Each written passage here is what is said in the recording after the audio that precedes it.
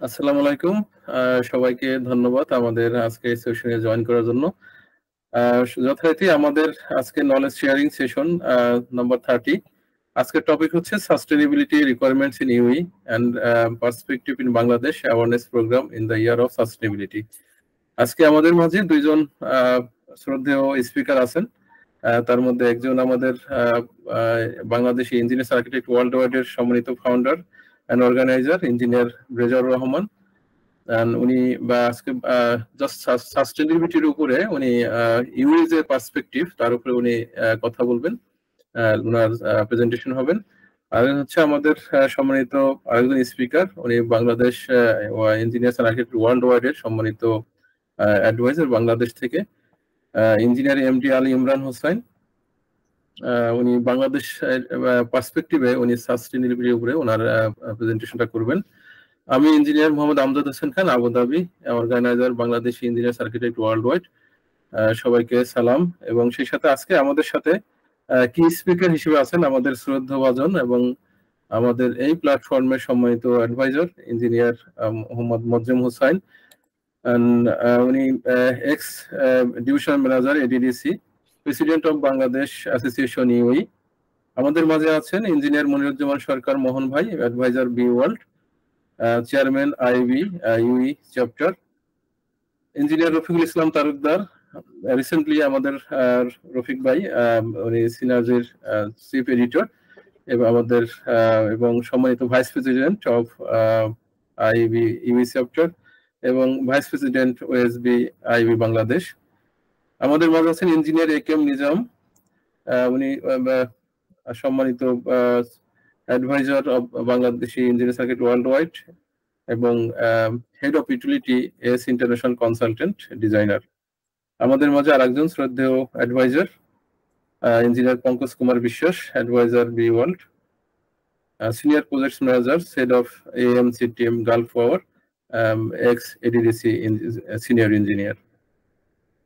সবাইকে আমাদের সাথে থাকার জন্য ধন্যবাদ। আমি প্রথমে আজকে আমাদের যে স্পিকার সম্মানিত ইঞ্জিনিয়ার রেজাউর রহমান ভাই, তাকে আমার প্রেজেন্টেশন শুরু করার জন্য অনুরোধ করা হলো। আচ্ছা, অনেক ধন্যবাদ ইঞ্জিনিয়ার আমজাদ হোসেন,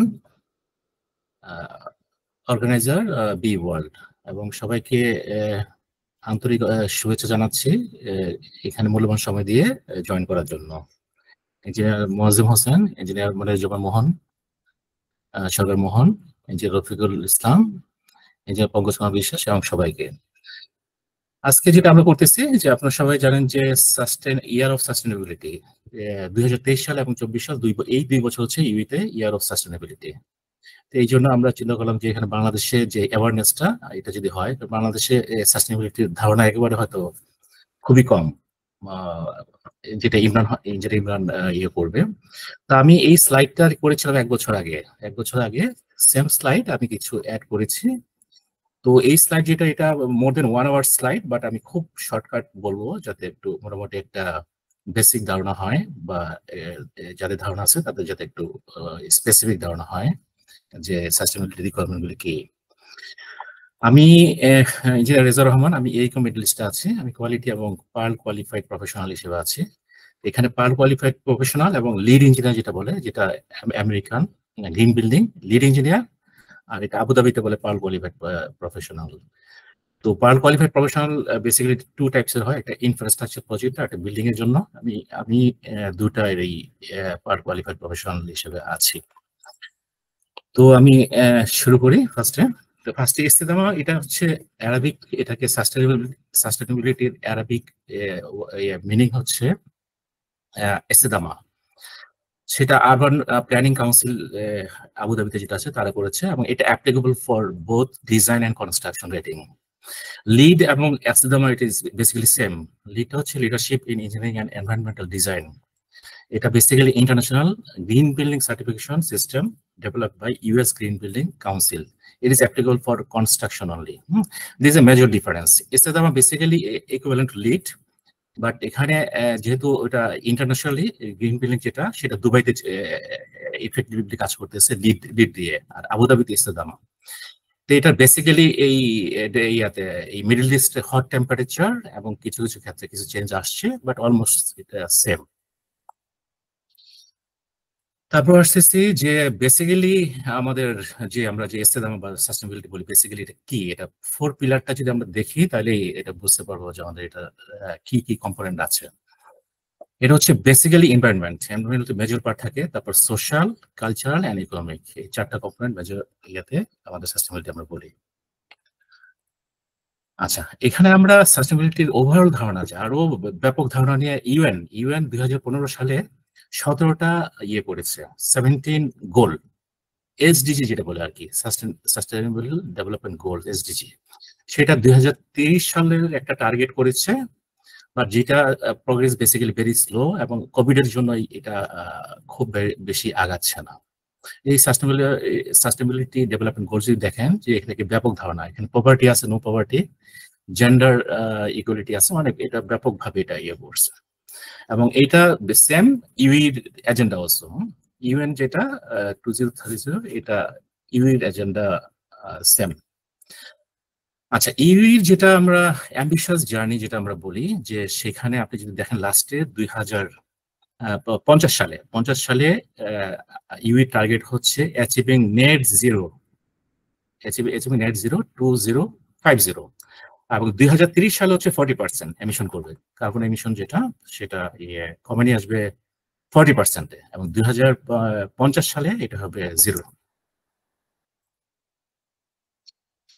আচ্ছা, তারপরে কপ নিয়ে আমি একটু বেসিক দিতে যাচ্ছি। কপ হচ্ছে কনফারেন্স অফ দ্য পার্টিস, এটা হচ্ছে ক্লাইমেট চেঞ্জ কনভেনশন।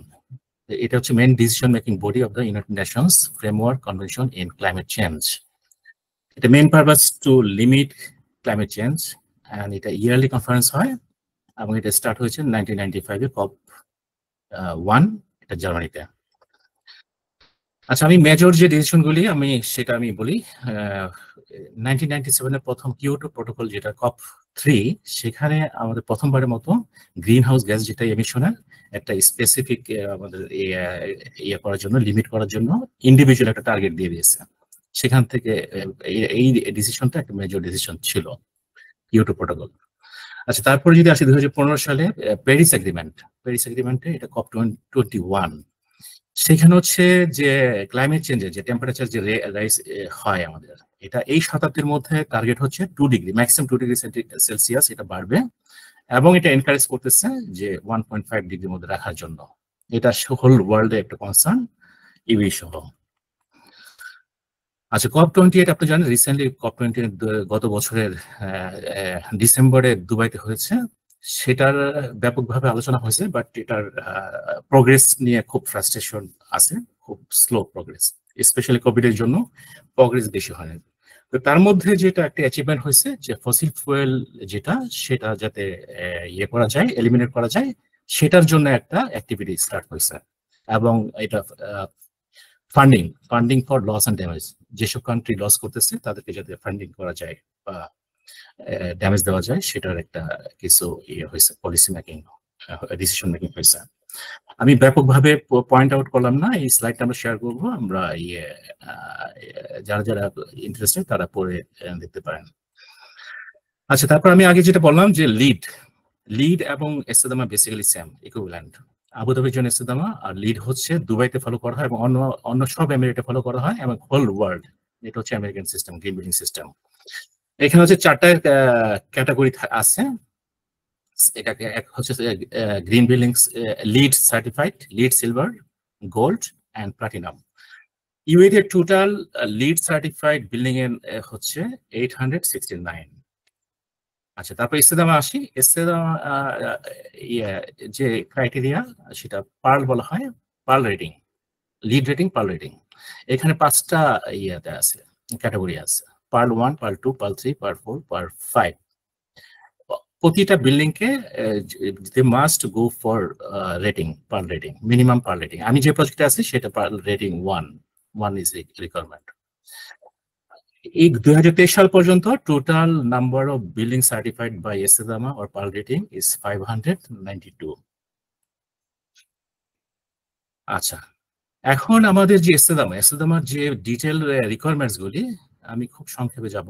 এখানে হচ্ছে টোটাল দেখাচ্ছে 7 ক্রাইটেরিয়া ক্যাটাগরি আছে, এটা আমি ডিটেলে যাব। ফার্স্টে যে ইন্টিগ্রেটেড ডেভেলপমেন্ট প্রসেস, এখানে বেশ কিছু প্রসেস করতে হয়, এটা হচ্ছে নাম্বারিং সিস্টেম। সেকেন্ড হচ্ছে ন্যাচারাল সিস্টেম, আমাদের যে প্ল্যান্টেশন বা ল্যান্ডস্কেপিং বা হ্যাবিটেট গুলি আছে বা এইগুলি কিভাবে সেভ করা যায় সেই এটা পয়েন্ট সিস্টেম হচ্ছে এটা। আচ্ছা, আমি যে ক্রাইটেরিয়া গুলি খুব স্পেসিফিক্যালি মেনশন করা আছে সেগুলিতে আমি যাব, যেগুলি ডিটেল আছে সেগুলিতে আমি যাব না। আমি যারা চাবেন আমাকে নক করতে পারেন, আমি পুরো স্পেসিফিকেশনটা শেয়ার করব। আচ্ছা, রিইউজ অফ ল্যান্ড যেটা, সেটা বলা হচ্ছে যে আপনি যদি দেখেন যে 75%, অ্যাটলিস্ট 75% ডেভেলপ, মানে যে কোনো একটা প্রজেক্ট যদি নেই সেটা 75 ল্যান্ড হতে হবে অলরেডি ইউজড। আপনারা জানেন যে দুবাই এবং আবুধাবিতে নতুন নতুন ল্যান্ড আমরা প্রজেক্ট আমরা নিয়ে আসতেছি, স্পেশালি নাকিল আলদার সমুদ্র থেকে নতুন নতুন ল্যান্ড নিয়ে আসতেছি। তো সেটা ডিসকারেজ করা হয়, এটাতে max 75% minimum should be used land, বাকি 25% ইজ অ্যালাউড। আচ্ছা, তারপর ইকোলজিক্যাল এনহান্সমেন্ট, এখানে বলা হচ্ছে যে আমরা যে কোনো প্রজেক্টে যখন আমরা প্ল্যান্টেশন করবো, প্ল্যান্টেশন হতে হবে ডেজার্ট বা অ্যাডাপ্টিং ডেজার্ট আর ড্রট। সেখানে 50% যদি হয় তাহলে 1 পয়েন্ট পাবো। 50% প্ল্যান্ট মিউনিসিপ্যালিটি রিকমেন্ডেড প্ল্যান্ট আছে যেখানে পানি পানি কম শোষণ করে, তো প্লাস এনভায়রনমেন্ট ফ্রেন্ডলি, এরকম প্ল্যান্টের মধ্যে নাম্বার অফ প্ল্যান্ট আছে, সেখানে 50% যদি আমাদের কোনো প্রজেক্ট ইউজ করি সেটা আমরা 1 পয়েন্ট পাবো, আর 70% হলে এটা 2 পয়েন্ট পাবো। হ্যাবিটেট ক্রিয়েশন, আমরা যদি কোনো প্রজেক্ট করতে যাই, এটা যদি আমরা হ্যাবিটেট করি, হ্যাবিটেটের মধ্যে করি, তাহলে ওই এসএদামার যে ক্রাইটেরিয়া বা রিকোয়ারমেন্ট সেখানে হচ্ছে সেম এরিয়া আমাদের এখানে landscaping, sorry double area landscaping আমাদের ওই প্রজেক্টে করতে হবে। ফর এক্সাম্পল, এটা যদি 50 স্কোয়ার মিটার কোনো হ্যাবিটেট থাকে বা 100 স্কোয়ার মিটার বা 200 স্কোয়ার মিটার, তার ডাবল 400 স্কোয়ার মিটার আমাদের ল্যান্ডস্কেপিং এরিয়া থাকতে হবে। আর যদি আমরা না করি তাহলে এখানে নিচে লেখা আছে যে আমরা 4 টাইমস, প্রজেক্টের বাইরে যে কোনো জায়গায় 4 টাইমস আমাদের হ্যাবিটেট ক্রিয়েট করতে হবে, এটা হচ্ছে রিকোয়ারমেন্ট, তা নাহলে পয়েন্ট পাওয়া যাবে না। আচ্ছা, তারপরে হচ্ছে যে লিভেবল আউটডোর, এটা বেসিক্যালি সোশ্যাল যেটা আপনারা জানেন যে ইসলামা 4টা, একটা এনভায়রনমেন্ট, একটা সোশ্যাল, একটা হচ্ছে কালচার, একটা হচ্ছে ইয়ে। সো এটা বেসিক্যালি সোশ্যাল, তো এটা আমি ডিটেলে যাব। এটা হচ্ছে আউটডোর থার্মাল কমফোর্ট স্ট্র্যাটেজি। এখানে যেটা হচ্ছে আপনারা যে দেখতে পাচ্ছেন যে মিনিমাম শেডিং, আমরা যে বিভিন্ন প্লেগ্রাউন্ড করি প্লাস ল্যান্ডস্কেপিং করি বা রোড করি, ওয়াকওয়ে করি, সেটার মিনিমাম 40%, 60%, 75%, 50%, 90% এই শেড এরিয়া থাকতে হবে, তা না হলে এই পয়েন্টসটা পাওয়া যাবে না। তারপর আপনি নিচে নিচে দেখেন এসআরআই, প্রতিটা যে আমাদের যে হিট সোলার রিফ্লেক্টেন্স ইন্ডেক্স, যেটা যে সোলার রিফ্লেক্টিং, এটা হচ্ছে হিট অ্যাবজর্ব করা, তো এটার মিনিমাম থাকতে হবে 29 এর নিচে যেগুলি আছে সেটা অ্যাকসেপ্টেবল হয় না। আমাদের এই প্রজেক্ট আমরা একটা ফেস করছি যে ডার্ক গ্রে একটা ল্যান্ডস্কেপিং টাইল আছে, সেটা রেজাল্ট আসছে 14 এবং এটা দিস ওয়াজ রিজেক্টেড। এখন এটা নিয়ে হোল প্রজেক্টেই খুব চলতেছে যে এটা কিভাবে মিটিগেট করা যায়। আচ্ছা, তারপর ইমপ্রুভ আউটডোর থার্মাল কমফোর্ট, তো এখানেও আপনি যদি দেখেন যে 1 ক্রেডিট পাবো হচ্ছে 50%, 65%, 80%, 55%, আর 2 ক্রেডিট পাবো এই ক্রাইটেরিয়া ফুলফিল করলে। অ্যাক্সেসিবল কমিউনিটি ফ্যাসিলিটিস, এখানে যে সেদামা বা লিডের যেটা রিকোয়ারমেন্ট সেটা হচ্ছে যত সম্ভব ভেহিকেল ইউজটা ডিসকারেজ করে, যত সম্ভব ওয়াকিংটাকে এনকারেজ করা হয়। যখন আপনি যদি দেখেন যে এখানে অনেক লিস্ট আছে, মস্ক, যে কোনো একটা community mosque, women's centre, kindergarten, school, library, এইটার মধ্যে যে কোনো 5টা 350 মিটারের মধ্যে থাকতে হবে, 5টা। এইভাবে যদি করে প্রতিটা প্রজেক্টে কিন্তু ওই লোকাল যে কমিউনিটি গুলি থাকতেছে উইদিন ওয়াকিং ডিস্টেন্স। তারপর হচ্ছে যে অ্যাক্টিভ আরবান এনভায়রনমেন্ট, আপনি যদি দেখেন যে এখানে যেটা রিকোয়ারমেন্ট হচ্ছে ল্যান্ডস্কেপিং থাকতে হবে যে কোনো প্রজেক্টে, প্লেগ্রাউন্ড এরিয়া থাকতে হবে, স্পোর্টস ফিল্ড থাকতে হবে এটা, এবং নিচে যে লেখা আছে যে 350 মিটারের মধ্যে থাকতে হবে বলে, তা না হলে পয়েন্টসটা পাওয়া যাবে না। তার প্রাইভেট আউটডোর স্পেস, এখানে যেটা বলা হচ্ছে যে 10% থাকতে হবে আউটডোর স্পেস, এবং বাট মিনিমাম হতে হবে 2 মিটার বাই 3 মিটার 6 মিটার। আচ্ছা, এখানে কিছু ব্যালকনির এরিয়া আছে, সবকিছু এটা আছে, ব্যালকনি কত হতে পারে। আচ্ছা, পাবলিক ট্রান্সপোর্ট, এখানে পাবলিক ট্রান্সপোর্টকে এনকারেজ করা হয়, প্রাইভেট কারকে ডিসকারেজ করা হয়। হ্যাঁ, যত ট্রাম, ট্রেন, মেট্রো এগুলিকে এনকারেজ করা হয়, যাতে পেট্রোল ইয়েটা কম হয়, ইউজ কম হয় এবং কার্বন এমিশনটা কমে আসে। তো এখানে যেটা বলা হচ্ছে 350 মিটারের মধ্যে আপনার ট্রাম অথবা বাস স্টপ যেটা থাকতে হবে, এবং প্রতি 15 মিনিট পর পর যাতে এটা আসে, এবং সেটা ওয়াকিং ডিস্টেন্স হবে 350 মিটারের মধ্যে। প্রেফার্ড কার পার্কিং স্পেস, এখানেও আমরা দেখতে পাচ্ছি যে আমরা ইলেকট্রিক কার যেটা আছে সেটাকে এনকারেজ করা হয়, পেট্রোল কারকে আস্তে আস্তে ডিসকারেজ করা হয়। অলরেডি বলা হয়েছে যে 2030 মধ্যে আমাদের 40% কমে নিয়ে আসা হবে কার্বন এমিশন, এবং 2050 জিরো করা হবে। তো যার কারণে পার্কিং এ এটা ইলেকট্রিক কারকে এনকারেজ করা হচ্ছে। আচ্ছা, তারপর আমরা যাই, তারপর হচ্ছে স্মোকিং কন্ট্রোল। প্রতিটা প্রজেক্টে বিল্ডিং এর ভিতরে কোনো স্মোকিং করা যাবে না বা স্কোপ থাকা যাবে না, এবং এটা সেপারেট একটা ইয়ে থাকতে হবে, স্মোকিং জোন থাকতে হবে, যেটা মেইন গেটের 25 মিটারের মধ্যে। ভেন্টিলেশন কোয়ালিটি সেটা হচ্ছে যে কার্বন ডাই অক্সাইড, আপনি যদি নিচে দেখেন যে কার্বন ডাই oxide level must not be allowed to exceed 1000 ppm। সেখানে মনিটরিং ব্যবস্থা আছে, এটা 1000-এর বেশি হওয়া যাবে না। আচ্ছা, তারপর ম্যাটেরিয়াল এমিশন অ্যাডহেসিভস এন্ড সিলেন্ট, এটা বেসিক্যালি বিওসি। এই বিওসির এই যে ইয়ারগুলি আছে, পার্সেন্টেজগুলি আছে, এটার বেশি হওয়া যাবে না এই যে ম্যাটেরিয়ালগুলি। সেম থিং এখানে ম্যাটেরিয়াল এমিশন, পেইন্ট এবং coating. Painting is very dangerous, and VOC এখানেও যে ক্রাইটেরিয়া আছে, এই ক্রাইটেরিয়া দেওয়া আছে, সেটা কমপ্লাই করতে হবে to achieve this pearl. Metal emission, formaldehyde, same thing, এখানেও বিওসি কন্টেন্ট যেটা আছে সেটা লিমিটের মধ্যে থাকতে হবে ফর্মালডিহাইডে। কার পার্কিং কোয়ালিটি ম্যানেজমেন্ট, যেখানে কার পার্কিং আছে আপনারা দেখতে পাচ্ছেন যে কার্বন ডাই অক্সাইড এটা হতে হবে 100 mg per meter square, nitrogen dioxide 200, particular matter 50 microgram. Thermal comfort এবং কন্ট্রোল, অকুপেন্ট কন্ট্রোল, এখানে যেটা বলা আছে যে আসছে যেটা এটা ন্যাচারাল ভেন্টিলেশন, 50% অকুপাইড এরিয়াতে ন্যাচারাল ভেন্টিলেশন এনশিওর করতে হবে, 1 পয়েন্ট পাবো। আর যদি 75% অকুপাইড এরিয়াতে আমরা কন্ট্রোল করতে পারি, সেটা হবে 2 points. Thermal control, comfort and control, comfort modelling, সেখানে বলা আছে যে এটা 2 ক্রাইটেরিয়া আছে, এই 2 ক্রাইটেরিয়া এগুলি আমাদের ফুলফিল করতে হবে, category B, category C. Daylight and glare, এখানে যে আমাদের যে ইয়াতে বিল্ডিং এর ভিতরে যে কতটুকু আলো আসতেছে সেটার উপর, এটা হতে হবে 250 লাক্স, এবং এটা যদি 50% অকুপাইড এরিয়াতে হয় তাহলে 1 পয়েন্ট পাবো, আর 75% অকুপাইড এরিয়াতে যদি হয় তাহলে আমরা 2 পয়েন্ট পাবো। ভিউজ, বাংলা ইয়াতে একটা ফ্ল্যাটের ভিতরে অনেক বিল্ডিং এ দেখা যায় যে অনেক একটা রুম, 3টা বেডরুম থাকলে একটা বেডরুম অন্ধকার থাকে, তো এটাকে ডিসকাস করা হয় যত সময়, এই জন্য বলা হচ্ছে 75%, বলা হচ্ছে 75% বাসার ভিতরে থেকে বাইরের ভিউটা দেখা যেতে হবে। যদি 75% দেখা যায় তাহলে এটা পাবে, আর যদি 75% নিচে যদি হয় তাহলে এই পয়েন্টটা পাওয়া যাবে না। ইনডোর নয়েজ পলিউশন আছে 50 ডেসিবেল, এটার উপরে হলে এই পয়েন্টটা পাওয়া যাবে না। আচ্ছা, এই গ্রাফটা খুবই অ্যালার্মিং আসলে ইভির জন্য।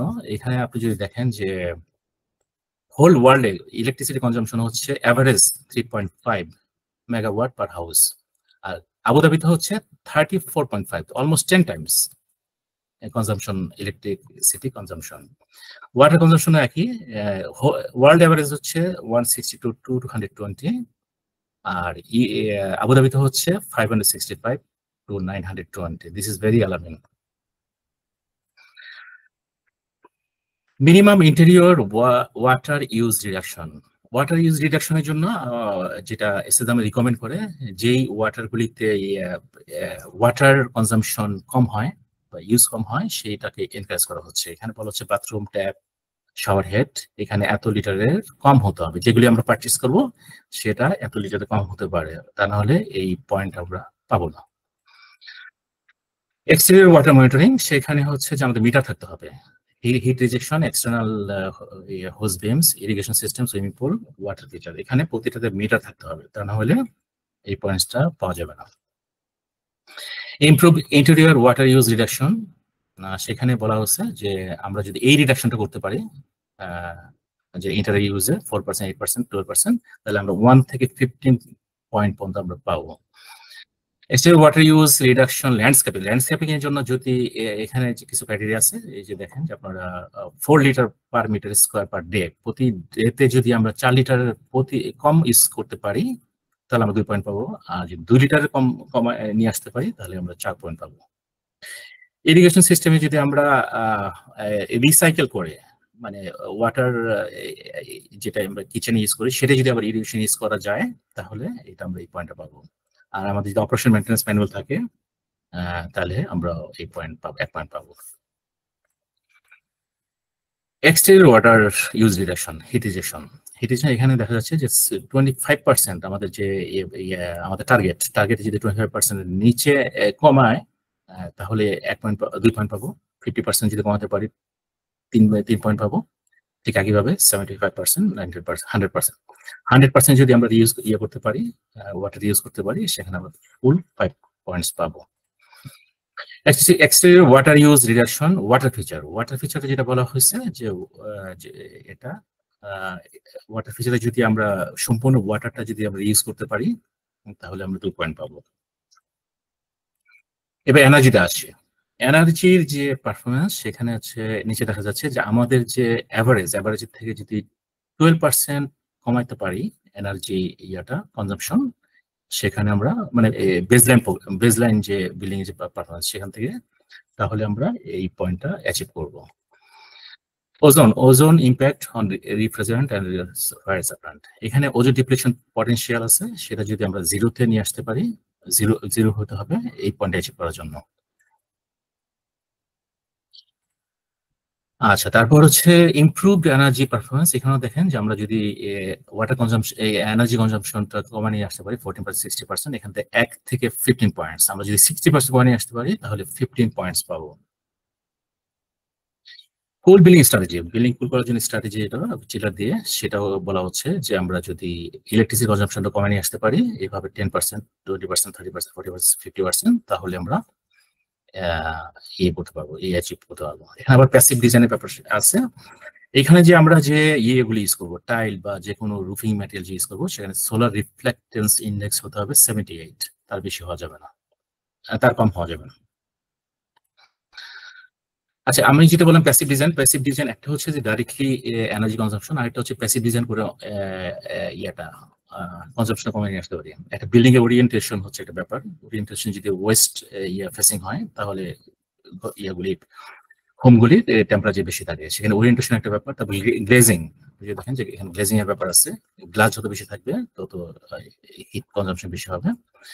শেডিং থাকতে হবে, building air leakage system, envelope conducting service, envelope যদি আমরা ইউজ করি, বা অনেক বিল্ডিং এ দেখা যায় যে চারিদিকে প্ল্যান্টেশন থাকে, ওইভাবে প্ল্যান্টেশনকে ওরা ইনক্রিজ করা হচ্ছে যে একটা বিল্ডিং এর যদি টেম্পারেচার কমে নিয়ে আসে, বিল্ডিং এর টেম্পারেচার কম থাকলে আমরা এসি কম ইউজ করবো, সেখানে এনার্জি কনজাম্পশন কমে আসবে। এনার্জি এফিশিয়েন্ট অ্যাপ্লায়েন্সেস, তার মানে হচ্ছে যে এনার্জি যেই বাল্বগুলি, লাইট বা বাল্ব যেটা আমরা ইউজ করবো সেটা যাতে কম ইউজ হয়, কম এনার্জি কনজাম্পশন হয়, সেটাতে আমরা করলে আমরা এই পয়েন্টসগুলি পাবো। পিক লোড রিডাকশন, যে আমাদের যে পিক লোড যেটা, সেটা যদি আমরা 80%, 100% যদি আমরা স্ট্যান্ডার্ড ধরি, 80%, দ্যাট মিনস 20% যদি কমিয়ে আসতে পারি সেটা আমরা 2 পয়েন্টস পাবো, আর যদি 40% কমিয়ে আসতে পারি তাহলে আমরা 4 পয়েন্টস পাবো। এটা খুবই ইম্পর্টেন্ট, রিনিউয়েবল এনার্জি, এটা সব জায়গায় সারা ওয়ার্ল্ডে খুব এনকারেজ করা হচ্ছে। সেখানে যদি রিনিউয়েবল এনার্জি দিয়ে যদি আমরা 1% কনজাম্পশনটা কমাতে পারি, সেখানে 1 পয়েন্ট পাবো, এবং 20% যদি আমরা রিনিউয়েবল এনার্জি দিয়ে রিপ্লেস করতে পারি তাহলে 8 পয়েন্টস পাবো। Global warming impacts of refrigerant and fire suppression, এটা সেম জিনিস। গ্লোবাল ওয়ার্মিং পটেনশিয়াল, এটা 10 বা তার নিচে আমরা যদি রাখতে পারি তাহলে আমরা এই পয়েন্টস পাবো। এবং গ্লোবাল, এটা প্রতিটার ক্ষেত্রে একই আসলে। গ্লোবাল ওয়ার্মিং পটেনশিয়াল এটা 1 অথবা তার নিচে থাকতে হবে ফায়ার সাপ্রেশন সিস্টেমের জন্য, আর রিপ্রেজেন্টের জন্য থাকবে হচ্ছে 10 বা তার নিচে। এখানে ডিটেল যদি কারো কোনো কোয়ারিজ থাকে আমাকে ইনবক্স করতে পারেন বা ইয়ে করতে পারেন, আমি ডিটেলগুলি হয়তো বলবো, আমি খুব শর্টকাট যাচ্ছি। এখন হচ্ছে ম্যাটেরিয়াল, এটা খুবই ইম্পর্টেন্ট। ম্যাটেরিয়াল, আমরা কোন ম্যাটেরিয়াল ইউজ করবো। এর হ্যাজার্ডাস ম্যাটেরিয়াল যেটা আছে, যে আমরা যে ইয়ে করি টিম্বার যেটা ইউজ করি, টিম্বারটা must be CCA, that means chromated copper arsenate treated timber, সেটা এলিমেন্ট করতে হবে, এটা ইউজ করা যাবে। এটা যদি আমরা ইয়ে করি তাহলে আমরা এই পয়েন্টসটা পাবো। আচ্ছা, basic consumption of waste management. West ম্যানেজমেন্টে যেটা হচ্ছে যে আমরা যদি ওয়েস্ট ম্যানেজমেন্ট যদি আমরা 30% করতে পারি রিসাইক্লিং এর মাধ্যমে, তাহলে আমরা এই পয়েন্টসটা পাবো। এই অপারেশনাল ওয়েস্ট ম্যানেজমেন্ট, অপারেশন মানে হচ্ছে যে বিল্ডিংটা যখন হ্যান্ড ওভার করা হয় পরবর্তী 2 বছর হচ্ছে অপারেশন, যখন হ্যাবিটেন্টটা উঠবে, বিলাতে উঠবে বা বিল্ডিং এ উঠবে, তারপরে 2 বছর এই অপারেশন ওয়েস্ট ম্যানেজমেন্ট। সেইখানে 40% যদি আমরা রিসাইকেল করতে পারি যে ওয়েস্ট ম্যানেজমেন্ট, তাহলে আমরা এই পয়েন্টসটা পাবো। ওরা সবসময় রিসাইকেলটাকে এনকারেজ করা হচ্ছে, তাতে পাওয়ার জেনারেশন বা এনার্জি জেনারেশন কমে আসবে। নন পলিউটিং ম্যাটেরিয়াল, এখানে দেখতে পাচ্ছেন যে ওজোন ডিপ্লেশন পটেনশিয়াল এবং গ্লোবাল ওয়ার্মিং পটেনশিয়াল, এই দুইটার কনফিগারেশন আছে, এর মধ্যে থাকতে হবে। তো সবসময় যে আমাদের যেটা ক্লোরিন ফ্রি ম্যাটেরিয়ালকে এনকারেজ করা হচ্ছে, ওয়াটার প্রুফিং ইনসুলেশন যেটাই আমরা ইউজ করি সেটা আমরা যাতে ক্লোরিন ফ্রি থাকে সেগুলি এনকারেজ করা হচ্ছে। ডিজাইন ফর ম্যাটেরিয়াল রিডাকশন, যত কম ম্যাটেরিয়াল ইউজ করা যায়, যত কম ম্যাটেরিয়াল ইউজ করবো তত ইকোনমিক সেভ হবে, প্লাস ওটার জন্য যে প্রোডাকশনের যে কনজাম্পশনটা, কার্বন এমিশনটা এটা কমে আসবে। সেখানে হচ্ছে যে বলা হচ্ছে যে যদি আমরা 10% আমরা কমে নিয়ে আসতে পারি তাহলে আমরা 1 পয়েন্ট পাবো। আর এখানে সব বেশ ক্রাইটেরিয়া আছে, নিচে দেখেন যে আপনার ভেজিটেটেড রুফস আছে, সেখানে যদি 50% এরিয়া রুফ যদি আমরা ভেজিটেশন সাউন্ড আসছে মনে হয়, আমি মিউট করে দিচ্ছি। আচ্ছা আচ্ছা, তো এখানে আগে যেটা বললাম যে রুফে এবং বিল্ডিং ওয়ালে ভেজিটেশনটাকে এনকারেজ করা হচ্ছে। এখানে আপনি যদি দেখেন যে 50% রুফের যদি 50% ইয়ে করি, প্ল্যান্টেশন করি, সেখানে আমরা এই পয়েন্ট পাবো। আচ্ছা, তারপর ডিজাইন অফ ফ্লেক্সিবিলিটি অ্যাডাপ্টেবিলিটি, মানে বিল্ডিংটা আমাদের এমন ভাবে করতে হবে যাতে আমরা পরে যদি রিকনস্ট্রাকশন করি বা চেঞ্জ করি তাহলে যাতে মেজর কোনো চেঞ্জ না করতে হয়। For example still structure building গুলি, সেটা যদি আমরা একটা করি পরে রুম যদি ইন্টারনাল চেঞ্জ করি তাহলে দেখা যায় যে জাস্ট কিছু চেঞ্জ করতে হবে, নতুন ম্যাটেরিয়াল কিন্তু হবে না। তার মানে এখানে ম্যাটেরিয়াল যাতে কনজাম্পশন কম হয় সেভাবে তারা এনকারেজ করতেছে। ডিজাইন অফ ডিসঅ্যাসেম্বলি হচ্ছে আমরা যদি একটা বিল্ডিং এখানে করি তারপরে 2 বছর পরে বা 3 বা 10 বছর পরে আমরা চিন্তা করলাম যে না এই বিল্ডিংটা আমরা আরেক জায়গায় ইয়ে করবো, নিয়ে যাব বা এখানেই আমরা রিঅ্যাসেম্বল করবো, সেটা যদি করা যায়। হ্যাঁ, স্পেশালি যেটা বললাম স্টিল স্ট্রাকচার ফাসাদ বা এই ধরনের যে রুফ সিস্টেম আছে সেগুলি যদি আমরা করতে পারি। মডুলার ফ্লোরিং সিস্টেমটাকে এনকারেজ করা হচ্ছে। এখানে যে মডুলার সিস্টেম হচ্ছে ছোট ছোট পিসের যে টাইলগুলি সেগুলি, তো এখানেও আমরা যদি 95% মডুলার ইউজ করি তাহলে আমরা এই পয়েন্টটা পাবো। বিল্ডিং রিউজ, বিল্ডিং এর যে ম্যাটেরিয়ালগুলি আছে এটা রিউজকে এনকারেজ করা হচ্ছে। 25% যদি হয় তাহলে 1 পয়েন্ট পাবো, 50% হলে আমরা 2 পয়েন্ট পাবো। আচ্ছা, ম্যাটেরিয়াল রিউজ, এখানে বলা হচ্ছে যে আমরা যদি 3% টোটাল বিল্ডিং এর যে কস্ট আছে কস্ট অনুযায়ী 3% যদি আমরা ইউজ করি তাহলে আমরা ইয়ে পাবো, এই পয়েন্টটা পাবো। রিজনাল ম্যাটেরিয়াল, এখানে বলা হচ্ছে যে 500 রিজনাল ম্যাটেরিয়ালকে তার এনকারেজ করা হচ্ছে, মানে যেখানে কাজটা হবে তার 50 কিলোমিটার 500 কিলোমিটারের মধ্যে যদি ট্রান্সপোর্ট হয় তাহলে এই পয়েন্টটা পাবো। তো এখানে দেখা যাচ্ছে যে 10% যদি এরকম 500 কিলোমিটারের মধ্যে হয় তাহলে 1 পয়েন্ট, আর 20% যদি 500 এর মধ্যে হয় তাহলে, তার মানে 500 এর মধ্যে কেন রাখা হচ্ছে যে যত কম ডিস্টেন্স হবে তত কার্বন এমিশন কম হবে, পেট্রোল ইউজ কম হবে, কার্বন এমিশন। রিসাইকেল ম্যাটেরিয়াল আপনারা দেখতে পাচ্ছেন যে রিসাইকেল স্টিল যেটা 25% যদি হয় তাহলে 1 পয়েন্ট পাবো, আর যদি 80% যদি কমানো হয় তাহলে রিসাইকেল হয় তাহলে আমরা 2 পয়েন্ট পাবো। সিমেন্ট রিপ্লেসমেন্ট কি আমরা জানি যে সিমেন্ট রিপ্লেসমেন্ট হিসেবে যেটা গ্রিন বাংলাদেশে যেটা গ্রিন সিমেন্ট বলা হয়, জিজিপিএস, তারপরে ফ্লাই অ্যাশ, তারপরে মাইক্রোসিলিকা, এগুলি ইউজ করা হচ্ছে এনভায়রনমেন্ট ফ্রেন্ডলি সিমেন্ট। এখানে সেম একই বলা হচ্ছে যে রিসাইকেল এগ্রিগেট, এগ্রিগেট যদি আমরা 15% এগ্রিগেট যদি রিইউজ করি, একটা যদি আমরা রিকনস্ট্রাকশন করি আগের 50% এগ্রিগেট যদি আমরা ইউজ করি 1 পয়েন্ট, এবং আমরা যদি 30% করি তাহলে আমরা 2 পয়েন্ট পাবো, এবং আদার ম্যাটেরিয়ালের ক্ষেত্রে একই। Rapidly renewable material, renewable material যেটা হচ্ছে যে আপনারা যদি নিচে দেখেন যে 75% যদি আমরা রিনিউয়েবল ম্যাটেরিয়াল ইউজ করি তাহলে আমরা পয়েন্ট পাবো, 35% 2 or more বিল্ডিং এর জন্য 8 পয়েন্ট পাবো, এবং 50% যদি 4 or more specified building. Reused or certified timber, এখানেও টিম্বারকে যেটা বলা হচ্ছে যে সার্টিফাইড টিম্বার ইউজ করতে হবে। আমি একটু খুব ফাস্ট যাচ্ছি কারণ স্লাইডগুলি অনেক, আমাদের তারপর ইঞ্জিনিয়াররা বলবে। তো ইমপ্রুভ কনস্ট্রাকশন ওয়েস্ট ম্যানেজমেন্ট, এখানে কনস্ট্রাকশন ওয়েস্ট ম্যানেজমেন্ট বলা হচ্ছে যে 50% যদি আমরা করি, রিসাইকেল করতে পারি তাহলে আমরা 1 পয়েন্ট পাবো, এবং 70% যদি রিসাইকেল করতে পারি ওয়েস্ট কনস্ট্রাকশন ওয়েস্ট যেটা, সেটা আমরা 2 পয়েন্ট পাবো।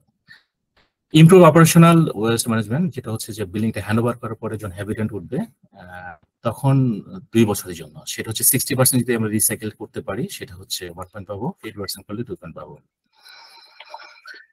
অর্গানিক ওয়েস্ট ম্যানেজমেন্ট, যেটা আমাদের খাবার থেকে আসে বা ল্যান্ডস্কেপিং থেকে আসে, এটা যদি আমাদের করা হয়, এটা ডিসপোজালের ব্যবস্থা করা হয়, either vegetation landscaping or food waste, সেটার জন্য 1 পয়েন্ট পাবো, আর দুইটা যদি করা হয় তাহলে 2 পয়েন্ট পাবো।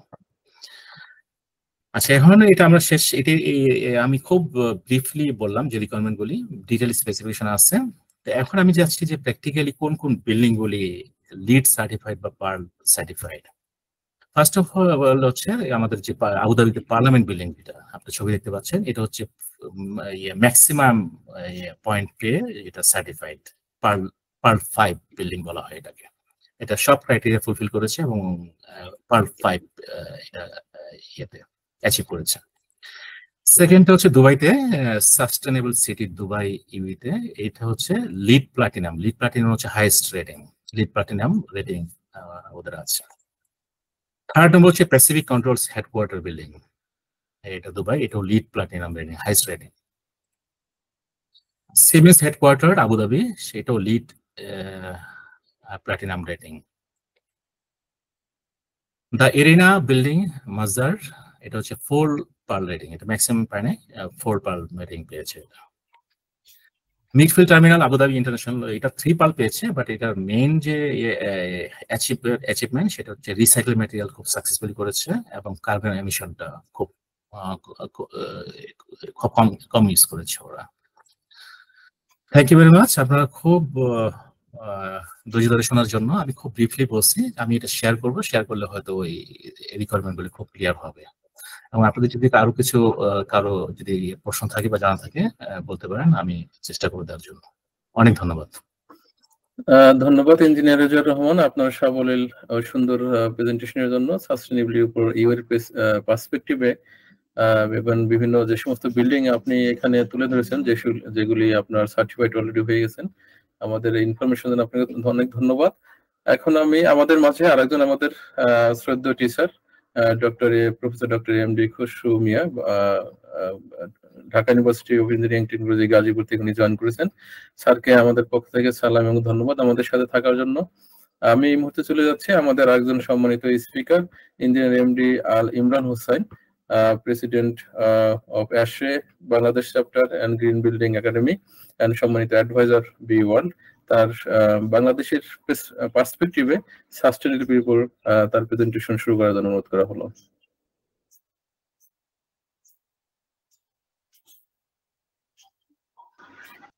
কাইন্ডলি স্লাইডটা অফ করতে হবে আগেরটা।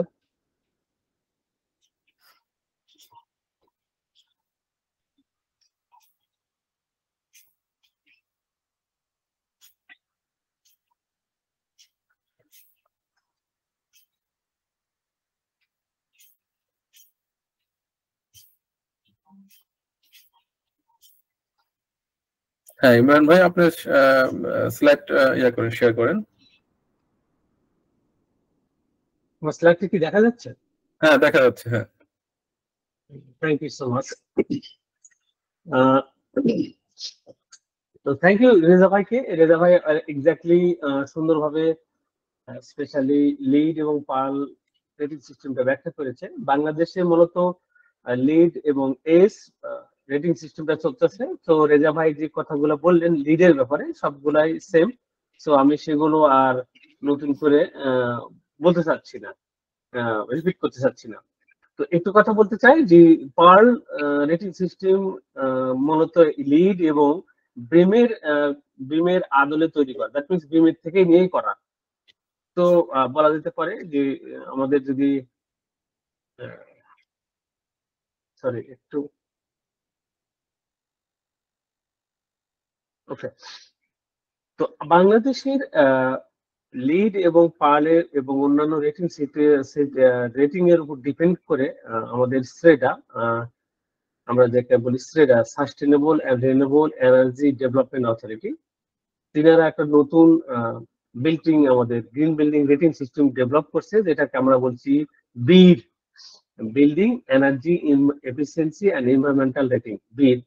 এবং এটা মূলত ফার্স্ট ভলিউম, আমি স্ক্রিনে দেখা যাচ্ছে, এটা 7 জুন 2020 এটা ডেভেলপ করা হয়েছে। তো এখানে 9টা চ্যাপ্টার রয়েছে, যেটা management and planning, project site management, building envelope design, water management, energy management, indoor environment quality, construction material management, construction health and safety, innovation and bonus point.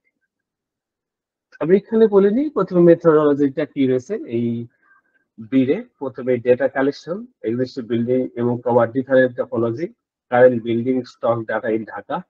এরপর আছে অ্যাপ্লাইং দ্য ডেটা, এরপর আছে sitting the baseline, এরপরে sensitivity analysis, selection of the measure. এখানে আমরা বিভিন্ন ধরনের certification range রয়েছে। প্রথম স্টার বলবো, 145 পয়েন্টের মধ্যে যদি 40 থেকে 50 হয় তাহলে প্রথম একটা স্টার। ডাবল স্টার হলো 51 থেকে 60, এবং 3 স্টার 61 থেকে 70, এবং 4 স্টার 71 থেকে 99, এবং 5 স্টার বলবো 100 থেকে 145। এখন আসা যাক আমাদের ক্রেডিট এবং পয়েন্ট গুলো। প্রথমে ম্যানেজমেন্ট অ্যান্ড প্ল্যানিং, এখানে number of credit 1, recognise professional, point number 2 mandatory, planning design approval, এখানে 2 পয়েন্ট পাওয়া যাচ্ছে। এরপর রয়েছে প্রজেক্ট সাইট ম্যানেজমেন্ট, এখানে রয়েছে assessment of the site and surrounding 2 number, site selection 2, site improvement and protect restore habitat, same as PALP, same as a LEED certification. So open space management, that will be 1 point, and the rainwater management during construction at site, 2 point. Outdoor light control, that is a bug method at a site and surrounding, 1 point. Easy access to the site, here is already considered 1 point.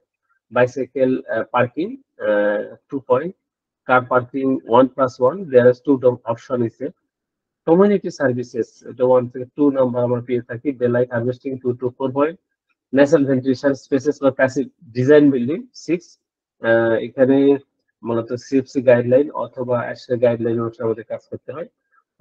Around the world সব জায়গাতেই মূলত same, specially green building rating system এবং তার reference point গুলো। Building orientation and passive design, যেখানে আমরা 1 point, আমরা SPA solar path analysis করতে হবে সেখানে, তখন সেখানে আমরা 1 পয়েন্ট পাবো। এরপর আছে ওয়াটার ম্যানেজমেন্ট, সেখানে রয়েছে 1 point. Mandatory, this is a mandatory, and water use reduction outdoor 1 to 2 point.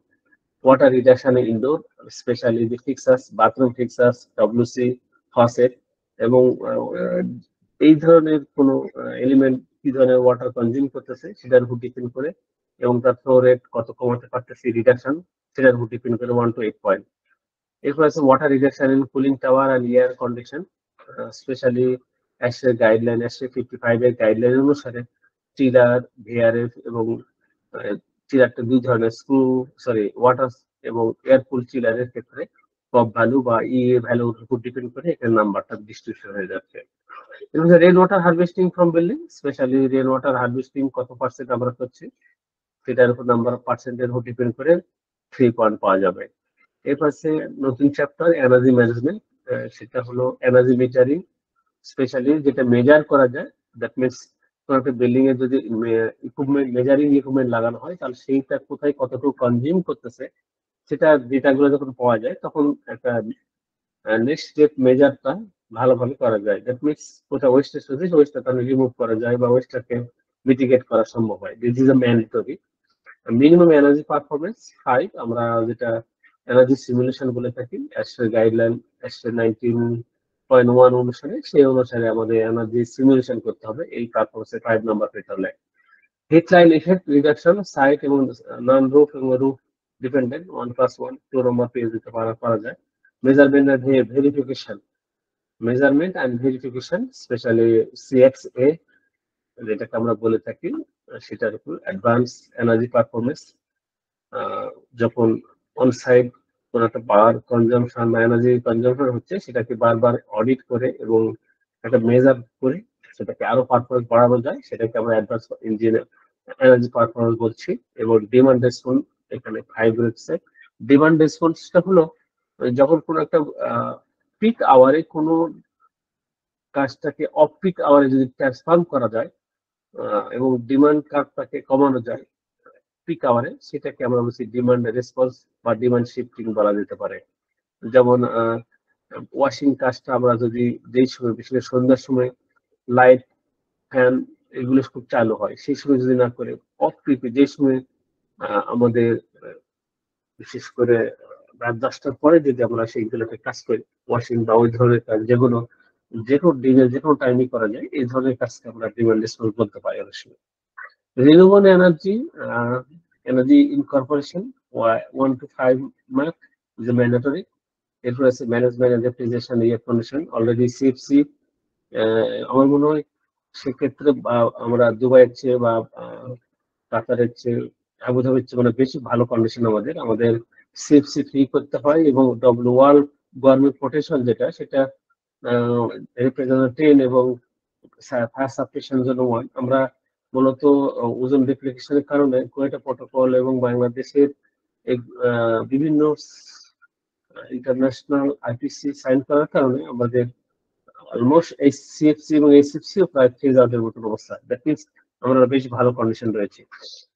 এবং গ্রিন পাওয়ার, যেটা গ্রিন পাওয়ার বলতে চাচ্ছি যে আমরা অন সাইটে রিনিউয়েবল এনার্জি প্রডিউস করতে পারি, সেটা উইন্ড, সোলার বা জিওথার্মাল বা অন্যান্য কিছু হতে পারে। সেই ধরনের 1 to 2 পয়েন্ট রয়েছে। এবং আমরা যদি কোনো থার্ড পার্টি সোলার ফার্ম বা এনার্জি প্রডিউসিং গ্রিন পাওয়ার তৈরি করছে, সেখান থেকে যদি সেটা কানেক্টিভিটি দিতে পারে, সেক্ষেত্রে আমরা পয়েন্ট পেতে পারি। এরপর হচ্ছে ইনডোর এনভায়রনমেন্ট কোয়ালিটি বা indoor environment ventilation as per as guideline and BNBC। একটা বড় একটা ভালো দিক হলো কি আমাদের এই বিডের যেখানে লোকাল কোড থাকে, দ্যাট মিনস BNBC কে বেশ প্রাধান্য দেওয়া হয়েছে এবং প্রত্যেকটা চ্যাপ্টারের টেবিল এবং ডেটা গুলাকে ইউজ করতে বলা হয়েছে। তো আশা করতেছি যে এই রেটিং সিস্টেম যদি আমরা করতে পারি, সেক্ষেত্রে আমাদের BNBC যে চর্চাটা ছিল কম, সেগুলো হয়তো ডে বাই ডে হয়তো ভালো বেড়ে যাবে এবং ভালোভাবে পুরা বাংলাদেশে সেটা এফেক্টিভ হবে। এর মধ্যে tobacco smoke control same as like LEED and pearl, same less emitting material same as LEED. একটা VOC লেভেলটাকে আমরা কত রাখতে পারি, পেন, সিল্যান্ড, আমাদের রাগ এবং অন্যান্য যে ম্যাটেরিয়াল ক্ষেত্রে স্পেশালি যেগুলো VOC ভারতীয় অর্গানিক কম্পাউন্ড রয়েছে, সেগুলো আমাদের অ্যাজ পার গাইডলাইন এবং লিড গাইডলাইন অনুসারে প্রায় 3 মিলিলিটার পার লিটার কনসিডার করা হয়। সেক্ষেত্রে আমার মনে হচ্ছে যে পাল থেকে আমরা বেশি আর কনজার্ভ করি। Lighting at interior space, that is important things.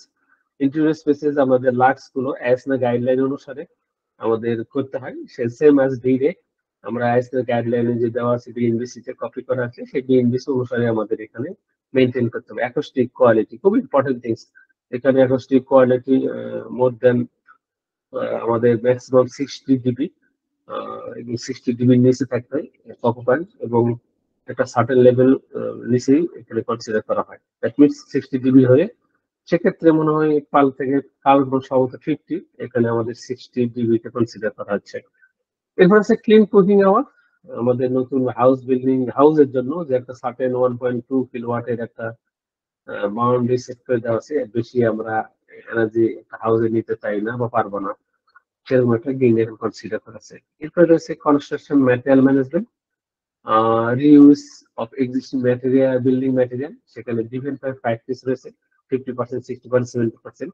এবার সার্টিফাইড বিল্ডিং ম্যাটেরিয়াল, আমাদের এলসিএ বা বিভিন্ন ধরনের লিড বেস বা অন্যান্য যে হার্মফুল ম্যাটেরিয়াল বা হ্যাজার্ডাস ম্যাটেরিয়াল আমরা ইউজ করতে পারবো না, সেক্ষেত্রে আমাদের স্পষ্ট করে লিড এবং বিডের উদ্যোগ করে সেম সেম ক্যাটেগরি দেওয়া আছে এখানে।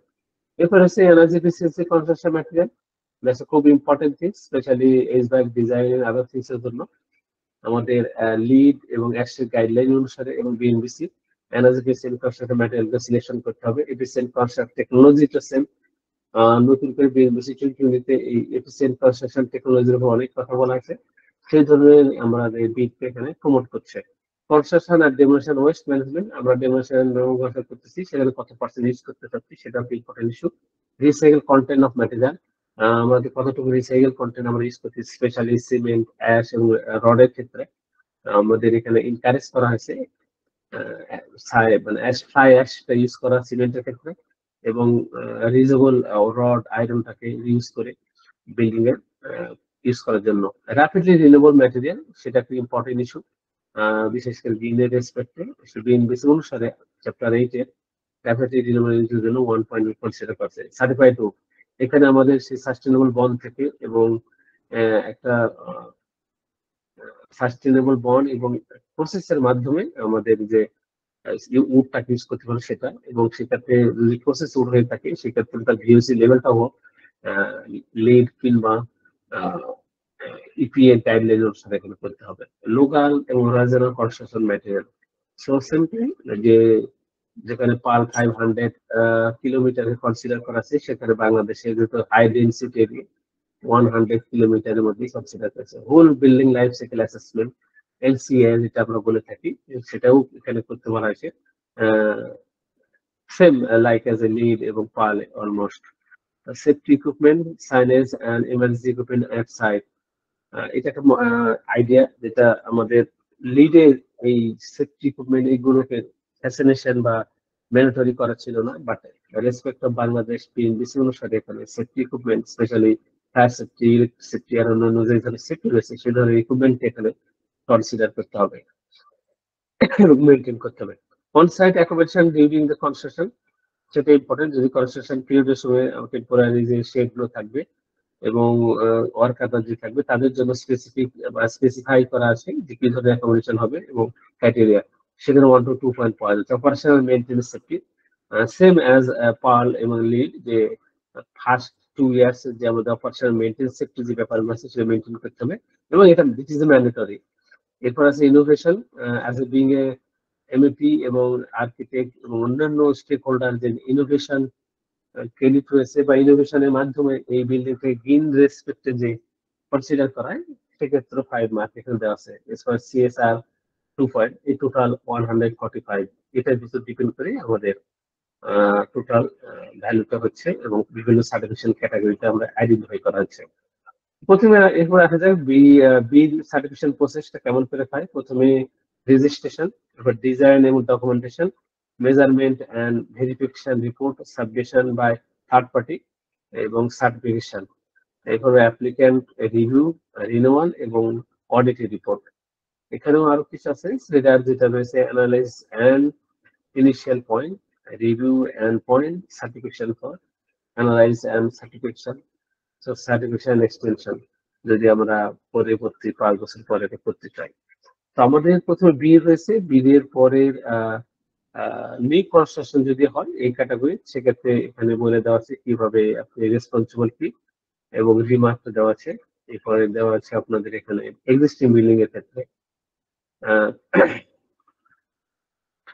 এরপর নতুন আর একটা কোড ডেভেলপ করা হয়েছে যেটাকে আমরা গ্রিন আর্চ বলছি। আমরা green affordable and resilient certificate for habitats, green affordable and resilient certification for habitats, green arch, যেটা ভার্সন 1 মার্চ 2024 বের হয়েছে। এই অনুসারেও আমরা করতে পারি। এখানে প্রসেস হালকা দেওয়া আছে, এখানে দুটো মেথড আছে, অপশন এ এবং অপশন 2। অ্যাপ্লিক্যান্ট বাংলাদেশ ব্যাংক এবং ফাইন্যান্সিয়াল ইনস্টিটিউট, তারপরে SBRI কনসিডার করে এটার একটা সার্টিফিকেশন দেবে। এবং এরপরে অপশন বি অ্যাপ্লিকেশন বা SBRI ডাইরেক্ট SBRI অ্যাপ্লিকেশন করা যেতে পারে। তো ওরা একটা প্রসেসের মাধ্যমে এই সার্টিফিকেট করে দেবে। তো অলমোস্ট এখানে আমি ডিটেলস স্লাইডটা দিচ্ছি না ডিউ টু টাইম শর্টেজ। আমরা স্পেসিফিক আরো একদিন শুধুমাত্র এই ক্লিন আর্টস এবং বিড নিয়ে কথা বলবো। Thank you so much. ধন্যবাদ ইঞ্জিনিয়ার এমডি আলী ইমরান হোসেন ভাই আপনার সুন্দর প্রেজেন্টেশনের জন্য বাংলাদেশের পার্সপেক্টিভে। শুধু দর্শক মন্ডলী, আজকে আসলে আমরা যেটা করতে চেয়েছি আমাদের এই সেশনের মাধ্যমে ইউই এবং বাংলাদেশের সাস্টেনেবিলিটির উপরে আমাদের বাংলাদেশ থেকে যে উদ্যোগ এবং ইউইতে যেটা অ্যাপ্লিকেশন হচ্ছে তার একটা কম্পারিজন আমরা এখানে তুলে ধরার চেষ্টা করছি আমরা দুইটা প্রেজেন্টেশনের মাধ্যমে। আর এই কম্পারিজনটা আমাদের সদ্য বাকি যে স্পিকার আছেন তাদের মাঝখান থেকে কোশ্চেন আসবেন এবং তারা এই কম্পারিজনের ব্যাপারে তারাও তাদের কিছু কোশ্চেন প্লাস অ্যান্সার, তাদের অভিজ্ঞতা, তাদের ভিন্ন বিগত প্রজেক্ট এবং তাদের জব এক্সপিরিয়েন্সের প্রেক্ষাপটে তারা তুলে ধরবেন। আমি এই মুহূর্তে আমাদের সম্মানিত speaker Bangladesh president of Bangladesh association এবং আমাদের আজকের এই ওয়ার্ল্ড ওয়াইড প্ল্যাটফর্মের সম্মানিত adviser engineer MD Moazzem Hossain ভাইকে তার কথা বলার জন্য অনুরোধ করা হলো। ইঞ্জিনিয়ার মোয়াজ্জেম হোসেন ভাই, প্লিজ আপনি প্রসিড করেন। প্রথমে সবাইকে ধন্যবাদ এই সুযোগটা করে দেওয়ার জন্য। আমি একটা জিনিস অবজার্ভ করলাম, আমি ইমরান এবং রেজাউর রহমানের কাছে আমার প্রথম প্রশ্ন একটা হচ্ছে এরকম, আমার কথা বলার আগে আমরা যারা আজকে আলোচনাটা করলাম এই পর্যন্ত, এতে আমরা কিন্তু মেইনলি ফোকাস করলাম গ্রিন বিল্ডিং এর উপরেই বেশি, এবং বিএনসি যে কোড আছে সেটা, ইউএইতে যে বিল্ডিং কোড আছে এটার উপরে রেজাউর রহমান যেমন বললো, ইমরান কিন্তু বাংলাদেশের প্রেক্ষাপটে বললো। আমাদের যে টপিকসটা ছিল আমি ওই জন্যই কথাটা জিজ্ঞাসা করলাম যে এই সাস্টেনেবল গোলের উপরে যে কথাগুলো বলা হচ্ছিল দুটা দেশের, তো এই প্রেক্ষাপটে আমরা কিন্তু একটা সাবজেক্টের উপরে দুজনেই স্টিক থাকলাম কিনা, ইমরান এবং রেজাউর রহমান। যদি তাই হয় যে আমরা একটা জায়গাতে স্টিক ছিলাম দুজনেই, তাহলে আমি অন্য প্রেক্ষাপটে কিছু বলবো, সেই জন্য আমি একটু জেনে নিচ্ছি তোমাদের কাছ থেকে। তোমরা একটু বলো প্রথমে। ইমরান বলো, রেজাউর রহমানও বলো। এই প্রশ্নটা খুব ক্লিয়ার বুঝতে পারি নাই। আমরা যেমন এই সাস্টেনেবিলিটির উপর যে কথাগুলো হচ্ছে আজকে আলোচনাটা কনসেন্ট্রেশন ছিল টোটালি বিল্ডিং ডিজাইন এবং এর কনস্ট্রাকশন উপরে ফোকাস করা হয়েছে এবং বিভিন্ন ক্যাটাগরাইজেশন করা হয়েছে। ইমরানও এটার উপরে বললো বাংলাদেশের প্রেক্ষাপট, আর রেজাউর রহমান বললো যেটা ইউএই প্রেক্ষাপটে এই বিল্ডিং এর সম্বন্ধেই এটা সাস্টেনেবল বিল্ডিং এনভায়রনমেন্টাল যে ইম্প্যাক্টটা সেটার উপরে বেশি ফোকাস করা হয়েছে। বাট আমরা কি পার্টিকুলার যে টপিকসটা ছিল যেটা যে সাস্টেনেবিলিটি, এটা প্রেক্ষাপটটা অনেক বড়। এই যে সাস্টেনেবল গোলের উপরে যদি বলি আমরা এসডিজি যে কথাটা আমরা বলার চেষ্টা করেছিলাম, তো এসডিজির উপরে আমরা শুধু ক্লাইমেটের উপরে বা এনভায়রনমেন্টের উপরে কথাগুলো বললাম দুজনেই। এর বাইরে যদি কিছু বলতে হয় তাহলে আমি সেই ক্ষেত্রে বলবো। আর এই বিল্ডিং রিলেটেড প্রশ্ন যদি হয়, তোমরা কিন্তু দুজনে একই লাইনে দুজনে একই সাবজেক্টের উপরে কথা বলেছো, এর বাইরে কোনো কথা বলার স্কোপ আছে কিনা, কারণ sustainable development goal is something different issues. এর যে কম্পেয়ার করতে যায় দুটা কান্ট্রিতে, এটা একটা সুন্দর একটা কম্পারিজন করা যেতে পারে। তো আমরা দুজনে একটা টপিকের উপর ছিলাম নাকি আর কোনো তোমাদের সুযোগ ছিল? আচ্ছা আচ্ছা, বুঝতে পারছি, ক্লিয়ার। হ্যাঁ মজুম ভাই, আপনি যেটা বলছেন ঠিক আছে। যেটা ইউএন থেকে করা হয়েছে 2015 সালে সাস্টেনেবল ডেভেলপমেন্ট গোল এসডিজি, যেটা সেটা কিন্তু ব্যাপক। ওটা হচ্ছে নো পভার্টি, জেন্ডার ইকুয়ালিটি, মানে সোশ্যাল প্রচুর ব্যাপার আছে। আমাদের যে আজকে যে টপিকটা ছিল সাস্টেনেবিলিটি, সেটা হচ্ছে এনভায়রনমেন্ট, সোশ্যাল, কালচারাল অ্যান্ড ওই চারটা যে ক্রাইটেরিয়া, এই চারটা ক্রাইটেরিয়া বিল্ডিং কনস্ট্রাকশন এন্ড ডিজাইনের উপর আমাদের ফোকাসটা ছিল। আর ইউএন এর যেটা সেটা কিন্তু ব্যাপক সোশ্যাল, মানে একটা সোশ্যাল ডেভেলপমেন্টের জন্য যা যা যা লাগে, বাট সেখানে ক্লাইমেট আছে, সেখানে এনভায়রনমেন্ট আছে, এটা আছে। কিন্তু আমাদেরটা ওই ইউএন এরটা ছিল না, আমাদেরটা based on building construction and design ছিল। হ্যাঁ, তাহলে এখন আমি একটু ছোট্ট করে বলি, যেমন আচ্ছা আমি একটু অ্যাড করতে চাই। থ্যাংক ইউ মজুম ভাইকে ভালো একটা জিনিস ধরার জন্য। SDC goal not for the public people or private people. SDC goal only for the government. Governmental responsibility SDC goal এর উপরে। তো আমাদের এনভায়রনমেন্ট এবং বিল্ডিং থেকে সাস্টেনেবল করার জন্য যে ধরনের রেটিং অ্যাডাপ্ট করতেছে দুই দেশের কান্ট্রি, সেটা নিয়ে আমরা বলার চেষ্টা করছি। আমরা কিন্তু এইচডিসি গোল নিয়ে বলার চেষ্টা করি নাই। সো সেজন্য আমাদের টপিকটা একটু ন্যারো ছোট করে নিয়ে এসেছি আমরা। এত অল্প সময়ের মধ্যে এইচডিসি গোল নিয়ে 17টা গোল নিয়ে কথা বলতে গেলে অনেক হবে, কারণ আমি যেহেতু রিসেন্টলি জিআরআই সিএসপি সার্টিফিকেট হয়েছি, সো ওটা নিয়ে কথা বলতে গেলে অনেক সময় লাগবে। Thank you so much. খুব ভালো হলো, জিনিসটা পরিষ্কার। আমরা কনসেন্ট্রেশন একটা জায়গার মধ্যে দিলাম। তো আমি একটু অন্যভাবে বলি যে আমার অভিজ্ঞতা থেকে আমি যেটা বলছি, যেটা আমি দেখলাম এদেশে, স্পেশালি রেজাউর রহমান তো মেনশন করলো, এখানে সিমেন্টস এর যে একটা বিল্ডিং এখানে তৈরি করা হয়েছে, স্পেশালি মালদার সিটিতে, এদের এখানে এটাই কিন্তু রেফারেন্স হিসাবে ইউজ করে এই গভর্নমেন্ট চেষ্টা করেছিল এই মালদার সিটি থেকে শুরু হবে এই গ্রিন বিল্ডিং এবং গ্রিন এনার্জির একটা রিসোর্স এখান থেকে তৈরি করার জন্য এটা চেষ্টা করা হয়েছে মাত্র।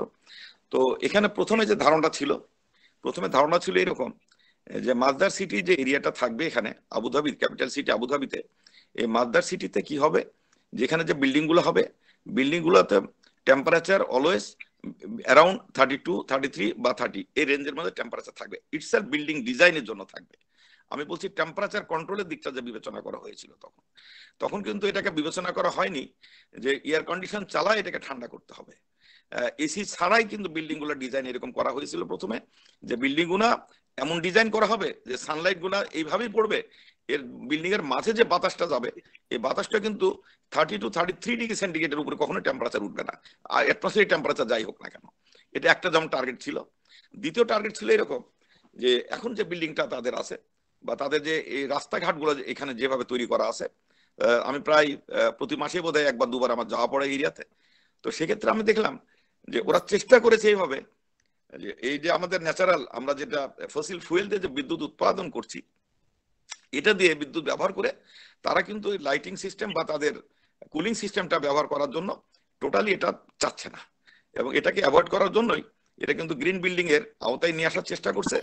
এবং সেক্ষেত্রে সোলারের যে ইউজটা ছিল, সোলারের ইউজের সঙ্গে সঙ্গে তারা সেন্ট্রাল কুলিং সিস্টেমের মাধ্যমে তারা ওই যে ব্যবহারটা আমাদের ছিল যে বিদ্যুৎ ছাড়া যদি আমরা করতে চাই বাসা বাড়ির ক্ষেত্রে, যেমন আমি যদি উদাহরণ দিয়ে দিই বাংলাদেশের প্রেক্ষাপটেও যদি বলি, আমরা আমাদের বাংলাদেশের বিল্ডিং গুলো যেভাবে ডিজাইন করা আছে এটা environmental building design in a sense ক্লাইমেটের উপরে ডিপেন্ড করে বিল্ডিং গুলো ডিজাইন করা হয়ে থাকে। যেমনটি বলে থাকি যে আমাদের দেশে কিন্তু বছরে হয়তো 3 মাস 4 মাস বা 5 মাসও অনেক সময় বিভিন্ন সময় বৃষ্টিপাত হয়ে থাকে, এটা বাংলাদেশের প্রেক্ষাপটে। ওরা এই দেশে কিন্তু কোনো পার্টিকুলার 2-1টা সিজনে বৃষ্টিপাত হয়, কোনো বছর একটু কম হয়, কোনো বছর একটু বেশি হয়।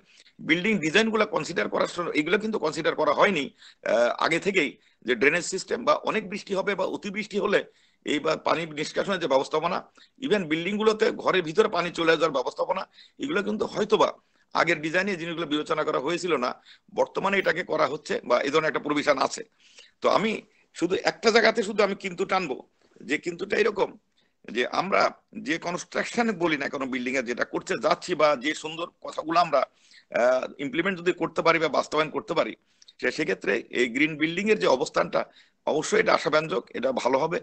এবং যেহেতু বিল্ডিং কোডগুলো সংযুক্ত আরব আমিরাতের নিজস্ব কোডে, ইভেন তাদের ফ্রি জোন গুলো তো নিজস্ব কোডেই কিন্তু বিল্ডিং স্থাপনা এবং তাদের ইনফ্রাস্ট্রাকচার ডেভেলপমেন্ট চলছে।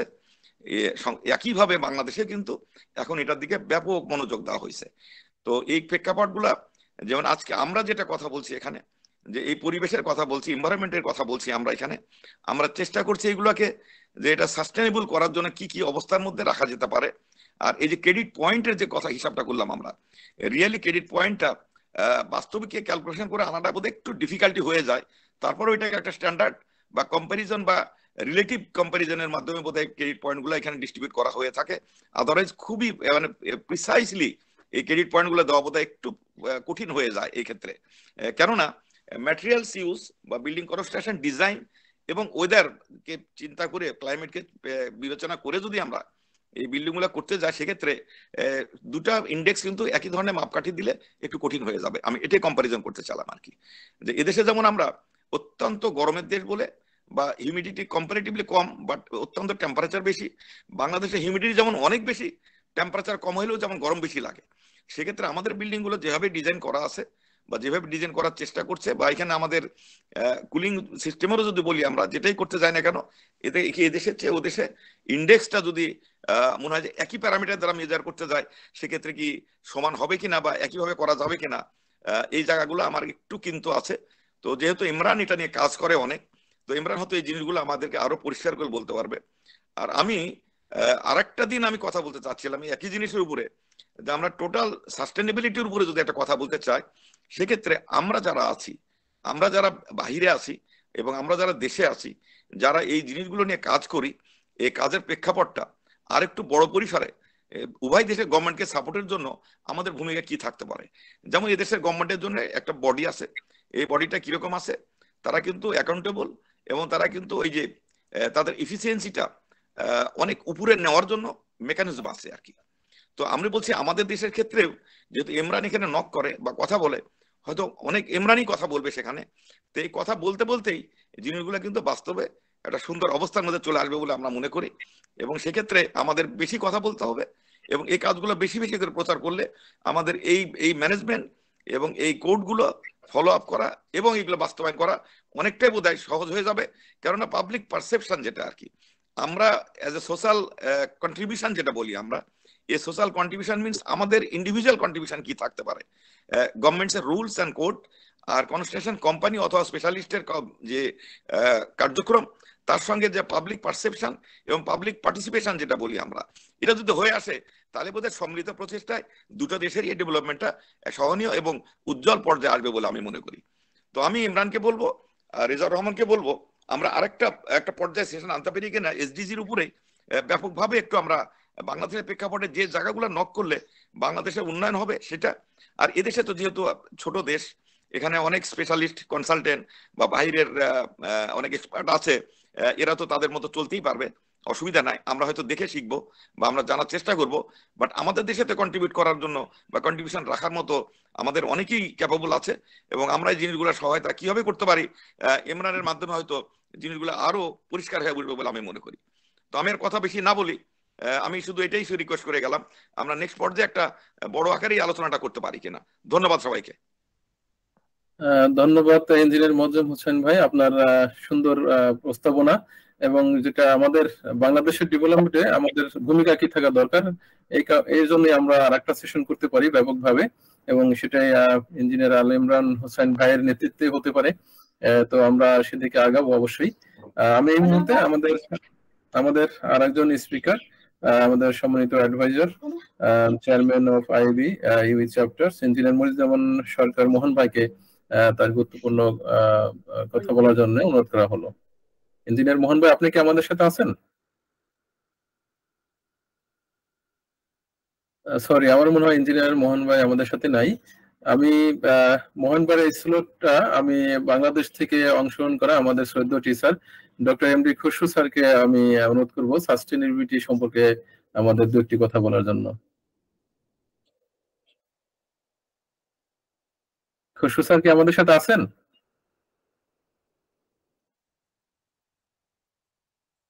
আমাদের সাথে খসরু স্যার আছেন কিন্তু দেখাচ্ছে এখানে। জি, আসসালামু আলাইকুম। ওয়ালাইকুম আসসালাম স্যার। তোমরা ভালো আছো সবাই? সবাই স্যার ভালো আছি। আমি হয়তো টাঙ্গাইল থেকে ফিরতেছিলাম গাড়িতে। আমি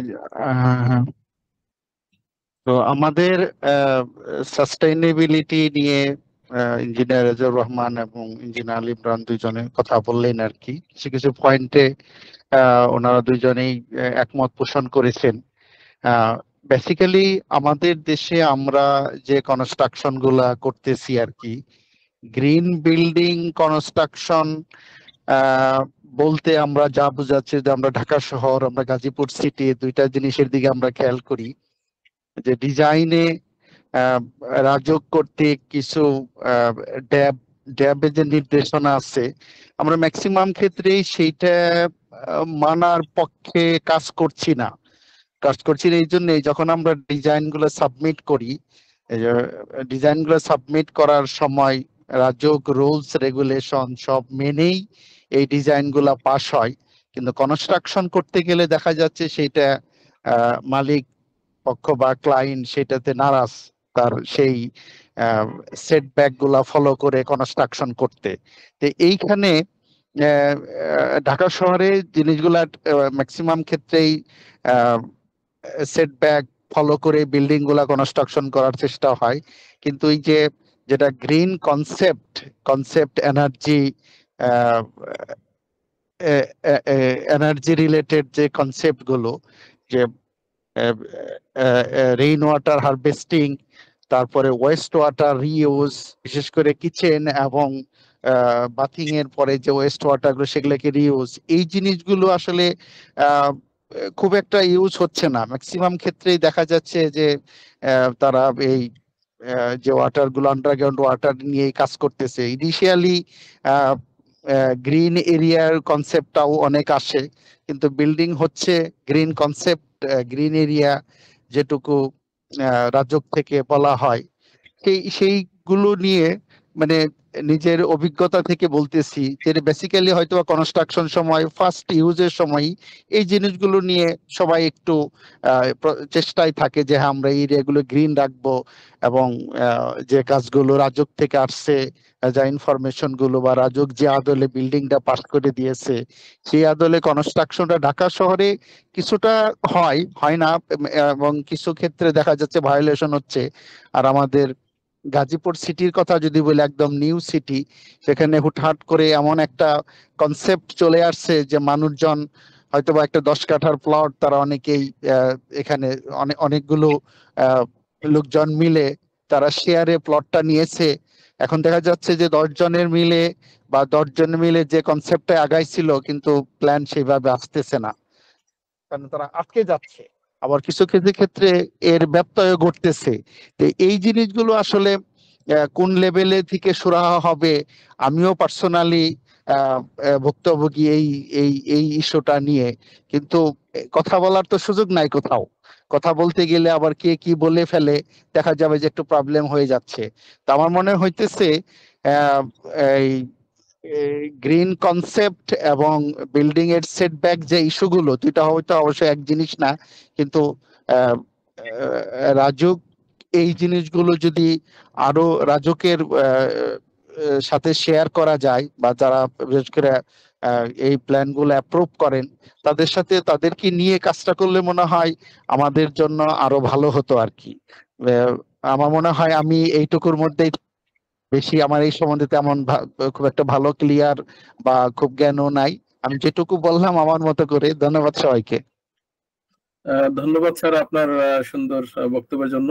আমরা আসলে আপনার বক্তব্যটাই আমরা প্রস্তাবনা আকারে, যেটা মজিম ভাই বলতেছিলেন যে আমাদের বাংলাদেশের গভর্নমেন্টকে আমাদের প্ল্যাটফর্ম থেকে সাপোর্ট করার জন্য একটা উদ্যোগ নেওয়া যেতে পারে। সেখানে যেরকম আপনার কথা থেকে যেটা আসলো সেটা হচ্ছে কেন বাংলাদেশে গ্রিন কনসেপ্ট গুলি ব্যাপক হারে হচ্ছে না, সেখানে সেই প্যারামিটার গুলি যদি আমরা সুন্দর আকারে যদি প্রস্তাব আকারে যদি দিয়ে গভর্নমেন্টকে সাপোর্ট করি, যেখানে পাবলিক অ্যাওয়ারনেস কিংবা কস্ট এফেক্টিভ গুলো বিষয়গুলো চিন্তা করে, তাহলে আমাদের মনে হয় যেটা বাংলাদেশের গভর্নমেন্টের জন্য ভালো হবে এবং পুরো জাতির জন্য এটা ভালো হবে।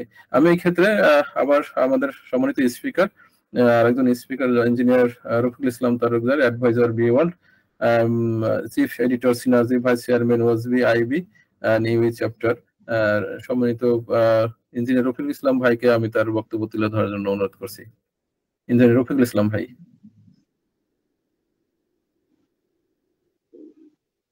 ধন্যবাদ।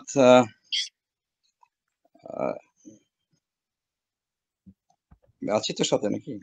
হ্যাঁ রফিক ভাই শোনা যাচ্ছে। শোনা যাচ্ছে না? আচ্ছা আমাকে দেখা, আচ্ছা ঠিক আছে, হ্যাঁ আমাকে দেখা যাচ্ছে। হ্যাঁ রফিক ভাই আপনাকে দেখা যাচ্ছে। হ্যাঁ আচ্ছা থ্যাংক ইউ। ঠিক আছে, আমার খুব ভালো লাগলো আজকের অ্যাকচুয়ালি দুইজনের প্রেজেন্টেশন। প্রথমে রেজাউর রহমান, তারপরে আল ইমরান। খুব সমৃদ্ধ প্রেজেন্টেশন হয়েছে এবং অনেক কিছু জানতে পেরেছি আমরা সাস্টেইনেবিলিটি সম্পর্কে এবং গ্রিন বিল্ডিং সম্পর্কে। তো এইখানে বিশেষ রেটিং গুলো খুব সুন্দর করে এখানে বর্ণনা করা হলো, ক্রেডিট পয়েন্ট ধরে ধরে। তো আমার মনে হয় যে এটা ভালো করে যদি আমরা এগুলো একটু ধরতে পারি বা একটু আমরা যদি এগুলো পড়তে পারি, তার মনে হয় যে আমরাও একটা সার্টিফিকেশন এখান থেকে হয়তো পেয়ে যেতে পারি। যেভাবে খুব মানে খুব একাডেমিক ওয়েতে বিশ্ব রেজাউর রহমানের প্রেজেন্টেশন একাডেমিক ওয়েতে প্রেজেন্ট করেছে। আমরা এখান থেকে অনেক কিছু জানার সুযোগ হলো আমাদের। একটা অনুরোধ আমার ইমরানের কাছে রইলো, আমাদের যে সংসদ ভবনটা আমাদের কোন রেটিং এ পড়ে, এটা কি এটা রেটিং করা সম্ভব কিনা? আমাদের সংসদ ভবনটা কিন্তু পুরোটা কিন্তু পানির মধ্যে। সংসদ ভবনের চারিদিকে দেখবেন পানি থই থই করতেছে আর কি, তার মধ্যে বিল্ডিংটা গড়ে উঠছে সংসদ ভবনটা আর কি। এটা একটা রেটিং হওয়া দরকার, যেটা রেজাউর রহমান যে আমাদের কয়েকটা বিল্ডিং দেখালেন যে পাল রেটিং 5, 4, এরকম বাংলাদেশেও এরকম যদি আমরা কিছু কিছু বিল্ডিং কে যদি আমরা মডেল ধরে আগাতে পারি, তাহলে সেটা আমরা we can present two outside বড় বড় প্রেজেন্টেশন আমরা ওয়ার্ল্ডকে দেখাতে পারবো যে আমাদের দেশেও কিন্তু ভালো সাস্টেইনেবিলিটি বা এরকম পাল রেটিং এর বিল্ডিং আছে, যেটা আমি বললাম যে সংসদ ভবন সেটা কোন রেটিং এ পড়ে। এইটা যদি একটু করা যায় তাহলে ভালো হয়। প্লাস অন্য কোনো যে বিল্ডিং যদি থাকে, যে ঠিক আছে যেটা ডক্টর খসরু বললেন যে আমাদের দেশে এটা মেনটেন করা সম্ভব না, তবে কিছু কিছু বিল্ডিং তো অবশ্যই আমরা আমাদের সেই পর্যায়ে আছে, এর মধ্যে সংসদ ভবন বলবো, অথবা খামার বাড়িতে কয়েকটা বিল্ডিং আমার চোখে পড়ে, সেগুলো বা কোন রেটিং আছে, এগুলো একটু রেটিং গুলো আমাদের একটু জানা দরকার, জানলে আমরা উপকৃত হব। আর একটা বিষয় হলো যে যেটা রেজাউর রহমান বললো যে বিল্ডিং এর কুলিং লোড কমানোর জন্য যে আমাদের একটা প্লান্টেশন, এটাকে একটু আমাদেরকে প্রমোট করা, যে বিল্ডিং গুলো এভাবে ডিজাইন করা যায় কিনা যে আমাদের যে বিল্ডিং এর চারিদিকে যে পেরিফেরিয়াল আমরা যদি সুন্দর সুন্দর গাছ লাগাতে পারি, তাহলে কিন্তু বিল্ডিংটা ঠান্ডা থাকবে, প্লান্টেশন থাকলে বিল্ডিং ঠান্ডা থাকবে, বিল্ডিং এর কুলিং লোড কমবে, সেক্ষেত্রে এনার্জি এফিসিয়েন্সি আরো বাড়বে। যে এনার্জি এফিসিয়েন্সি কিন্তু আমাদের টার্গেট দেওয়া হয়েছে, যে আমাদের COP28-এ আমাদের যে গোল নেট জিরো টু 2050-তে গেলে কিন্তু আমাদের এনার্জি এফিসিয়েন্সি বাড়াতে হবে। কুলিং লোড যদি কমানো যায়, সেটা দুটো বিষয় হচ্ছে, একটা ইনসুলেটেড ম্যাটেরিয়াল ব্যবহার করতে হবে, আর দুই হচ্ছে যে আমরা যদি একটু বিল্ডিং এর সাথে প্লান্টেশনের ব্যবস্থা করতে পারি। সিভিল ইঞ্জিনিয়াররা তো অনেক কিছুই করছে, বিষয়টা একটু যদি আমরা ভাবতে পারি যে না বিল্ডিং আমরা পেরিফেরিয়াল বিভিন্ন ফ্লোরে চারিদিকে যদি আমরা সুন্দর সুন্দর কিছু গাছ লাগাতে পারি, আমাদের বিল্ডিং গুলো এমন ভাবে হয় যেন একটা খামার বাড়ির মতো হবে আর কি। সেখানে কিছু প্রোডাকশন কিছু হতে পারে, কিছু শাকসবজি প্রোডাকশন হলো, কিছু ফলমূল প্রোডাকশন হলো, এরকম কিন্তু হয়। শাইখ সিরাজের প্রোগ্রামে কিন্তু আমরা দেখি, মানে ঢাকাতে এমন কিছু কিছু বিল্ডিং কিন্তু উনি মাঝে মাঝে দেখান আর কি।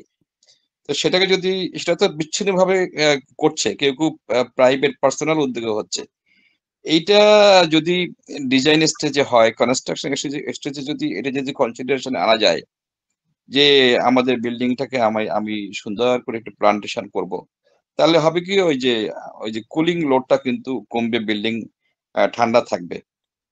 এই বিষয়টা আমরা যদি পরবর্তীতে অ্যাড করতে পারি তাহলে সেটা খুব সুন্দর হবে।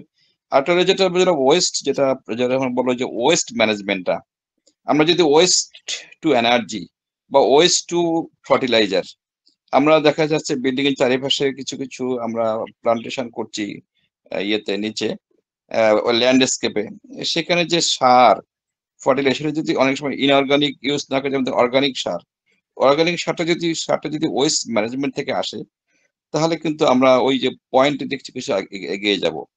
অথবা যদি আমরা যে ওয়েস্টটাকে যদি বায়োগ্যাসে কনভার্ট করতে পারি, এটা এমএনএর কাছে আমার কাছে রইল, যে আমরা যদি বড় হাই রাইজ বিল্ডিং এ যদি ওয়েস্ট কিন্তু অনেক huge amount of West generate হয় সেখানে আর কি, সেই ওয়েস্টটাকে যদি আমরা ওয়েস্ট টু এনার্জিতে কনভার্ট করতে পারি, যে বায়োগ্যাসে কনভার্ট করতে পারি, তাহলে সেখানে কিন্তু আমাদের কিছু কার্বন ক্রেডিট অ্যাড হবে। আমরা কিন্তু যে কার্বনটা বাইরে যাবে সেটা যদি আমরা ক্যাপচার করে যদি ফুয়েলে কনভার্ট করতে পারি, সেটা আমাদের জন্য একটা ভালো একটা প্লাস পয়েন্ট হবে আর কি। তো আমি আর শেষ করি, সেটা হলো আমাদের যে সিনার্জি ম্যাগাজিন অলরেডি একটা বের হয়েছে, আমরা পরবর্তীতে আমার একটা ম্যাগাজিন বের করতে চাই, সেটা আমরা বলবো সাস্টেনেবিলিটি সংখ্যা। আমরা সিনার্জি একটা ম্যাগাজিন বের করবো, যেখানে যদি সাস্টেনেবিলিটি সংখ্যা বলি, তাহলে সাস্টেনেবিলিটির সমস্ত পয়েন্ট গুলো কিন্তু উঠে আসবে আর কি। যে পয়েন্ট গুলো মুয়াজ্জিম ভাই বললেন, সে পয়েন্ট গুলো আমরা নিয়ে আসতে পারি। মুয়াজ্জিম ভাই কিন্তু মাসদার সিটির এটা বলেন প্রায় আমি শুনি, মাদ্রাজ সিটি কিন্তু একটা মডেল ওয়ার্ল্ডের মধ্যে, সেখানে কিন্তু জিরো ইমিশন, তাদের কনসেপ্ট কিন্তু জিরো ইমিশন। এই মাদ্রাজ সিটিতে কোন ইমিশন মানে কার্বন ইমিশন, কার্বন ফুটপ্রিন্ট সেখানে জিরো ধরেই কিন্তু ডিজাইন গুলো করা হয় আর কি। তো সেখানে মাদ্রাজ সিটি আমাদের একটা মডেল, এবং মাদ্রাজ সিটির উপরে আমাদের আরো জানাশোনা দরকার। এবং আমি অনুরোধ করবো যে আমাদের একটা টিম, এই বি ওয়ার্ল্ড থেকে একটা টিম যদি করে আমরা মাদ্রাজ সিটি একবার ঘুরে আসতে পারি, তাহলে আমরা উপকৃত হব।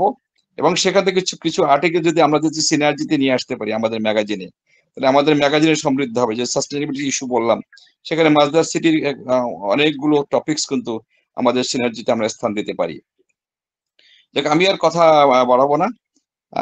খুবই ভালো লাগলো সবার বক্তব্য, বিশেষ করে মুয়াজ্জিম কিছু কিছু পয়েন্ট ধরেছেন, সেগুলো আমরা নোট করব। আমরা আশা করি এই সেশনের পরে আমরা যে যা বললাম বা দুইজন আমাদের স্পিকার যেসব কথা বললেন, সেগুলো সুন্দর করে সামারাইজ করে রিকমেন্ডেশন ফর্মে আসুক, এবং সেই রিকমেন্ডেশন গুলো আমরা আমাদের পরবর্তী সিনার্জি সংখ্যায় সেটা আমরা পাবলিশ করব। সেক্ষেত্রে আরো সবাই জানতে পারবে, সেটা রেকর্ড হিসেবে থাকবে। আমার বক্তব্য এখানে শেষ করছি। আমজাদ, সুন্দর উপস্থাপনার জন্য তোমার ধন্যবাদ। আচ্ছা, let's move forward the next speaker. Thank you very much. ধন্যবাদ ইঞ্জিনিয়ার রফিকুল ইসলাম তালুকদার ভাই, আপনার সুন্দর বক্তব্য এবং কিছু গাইডলাইনের জন্য। আমাদের রফিক ভাইয়ের যে প্রস্তাবনা, আমরা মাদ্রাজ সিটিতে আমরা আমাদের বি ওয়ার্ল্ড থেকে টিম আমরা রফিক ভাইয়ের নেতৃত্বে আমরা ওখানে যাব, যাতে আমাদের পরবর্তী সিনার্জির সংখ্যায় আমাদের সেটা চলে আসতে পারে। এই মুহূর্তে আমি আমাদের একজন সম্মানিত adviser B world, engineer Pankaj Kumar Biswas, ex ADDC engineer, senior projects manager, head of AMC team Gulf power, সম্মানিত পঙ্কজ দাকে আমি তার গুরুত্বপূর্ণ বক্তব্য উপস্থাপন করার জন্য অনুরোধ করলাম। আচ্ছা, বিওয়ার সবাইকে ধন্যবাদ। আজকে অনারারি আমাদের ইঞ্জিনিয়ার যারা রয়েছেন এখানে, যারা উপস্থিত রয়েছেন, সবাইকে আমার হার্টফেল গ্র্যাটিটিউড জানাচ্ছি। আর ইঞ্জিনিয়ার রেজাউর এবং ইঞ্জিনিয়ার আমজাদ, অজস্র ধন্যবাদ এই প্ল্যাটফর্মে আমাকে কিছু বলার সুযোগ করে দেওয়ার জন্য। আসলে আমি যখন টপিকসটা দেখেছি তখন sustainability in the perspective of Bangladesh and UAE, but আজকের ওভারঅল ডিসকাশন যেটা হয়েছে সেটা হয়েছে in the construction field, right? And engineer Rezaur Rahman, engineer Imran, দুজনেই যে ডেটাগুলো আমাদেরকে কনস্ট্রাকশন ফিল্ডের উপরে যে ডেটাগুলো পয়েন্ট ক্রেডিট এটা দিয়েছে, all are related to the sustainability of the earth. Actually, this is the part of the sustainability. কিন্তু আমাদের যেটা এনার্জি সেক্টরে আমাদের যে সাস্টেইনেবিলিটি আমরা যেটা এখানে চেষ্টা করি সেটা হলো, যেমন এয়ার কন্ডিশনিং এ আমাদের টোটাল লোডটা কিভাবে আমরা ডিস্ট্রিবিউট করতে পারি, নট টু ইউজ মোর পাওয়ার, আমরা অন্য কিভাবে করতে পারি। I remember in 1998, Abu Dhabi in the Corniche, they planned one building. This is central air conditioning building. It is 22-story building. On the roofs, they made total 4 beams. What will happen in the Corniche? What the wind is coming, this wind will give one. In the one beam there will be heat, and then they make the beam in the another area, so it will go to this, and then all this air it will pass to the যে আমাদের সিঁড়ি রয়েছে, তারপর corridor, এবং সেই জন্য তারা করিডোরের সিঁড়িতে কোনো রকম এয়ার কন্ডিশনিং রাখেনি। তো আমরা যেটা ইকো ভিলেজ করি, ইকো ভিলেজের কিন্তু কনসেপ্টটা অনেকটা এরকম আর কি। কিন্তু আজকে যে বিষয় নিয়ে আমি আসলে ভাবছিলাম আলাপ হবে সেটা হচ্ছে এই সাস্টেইনেবিলিটি, যেটা UN 193 ইউনাইটেড নেশনস এর যে কান্ট্রি গুলো নিয়ে করা হয়েছিল। আমি ভেবেছিলাম যে SDG-র উপরেই আলোচনাটা হবে।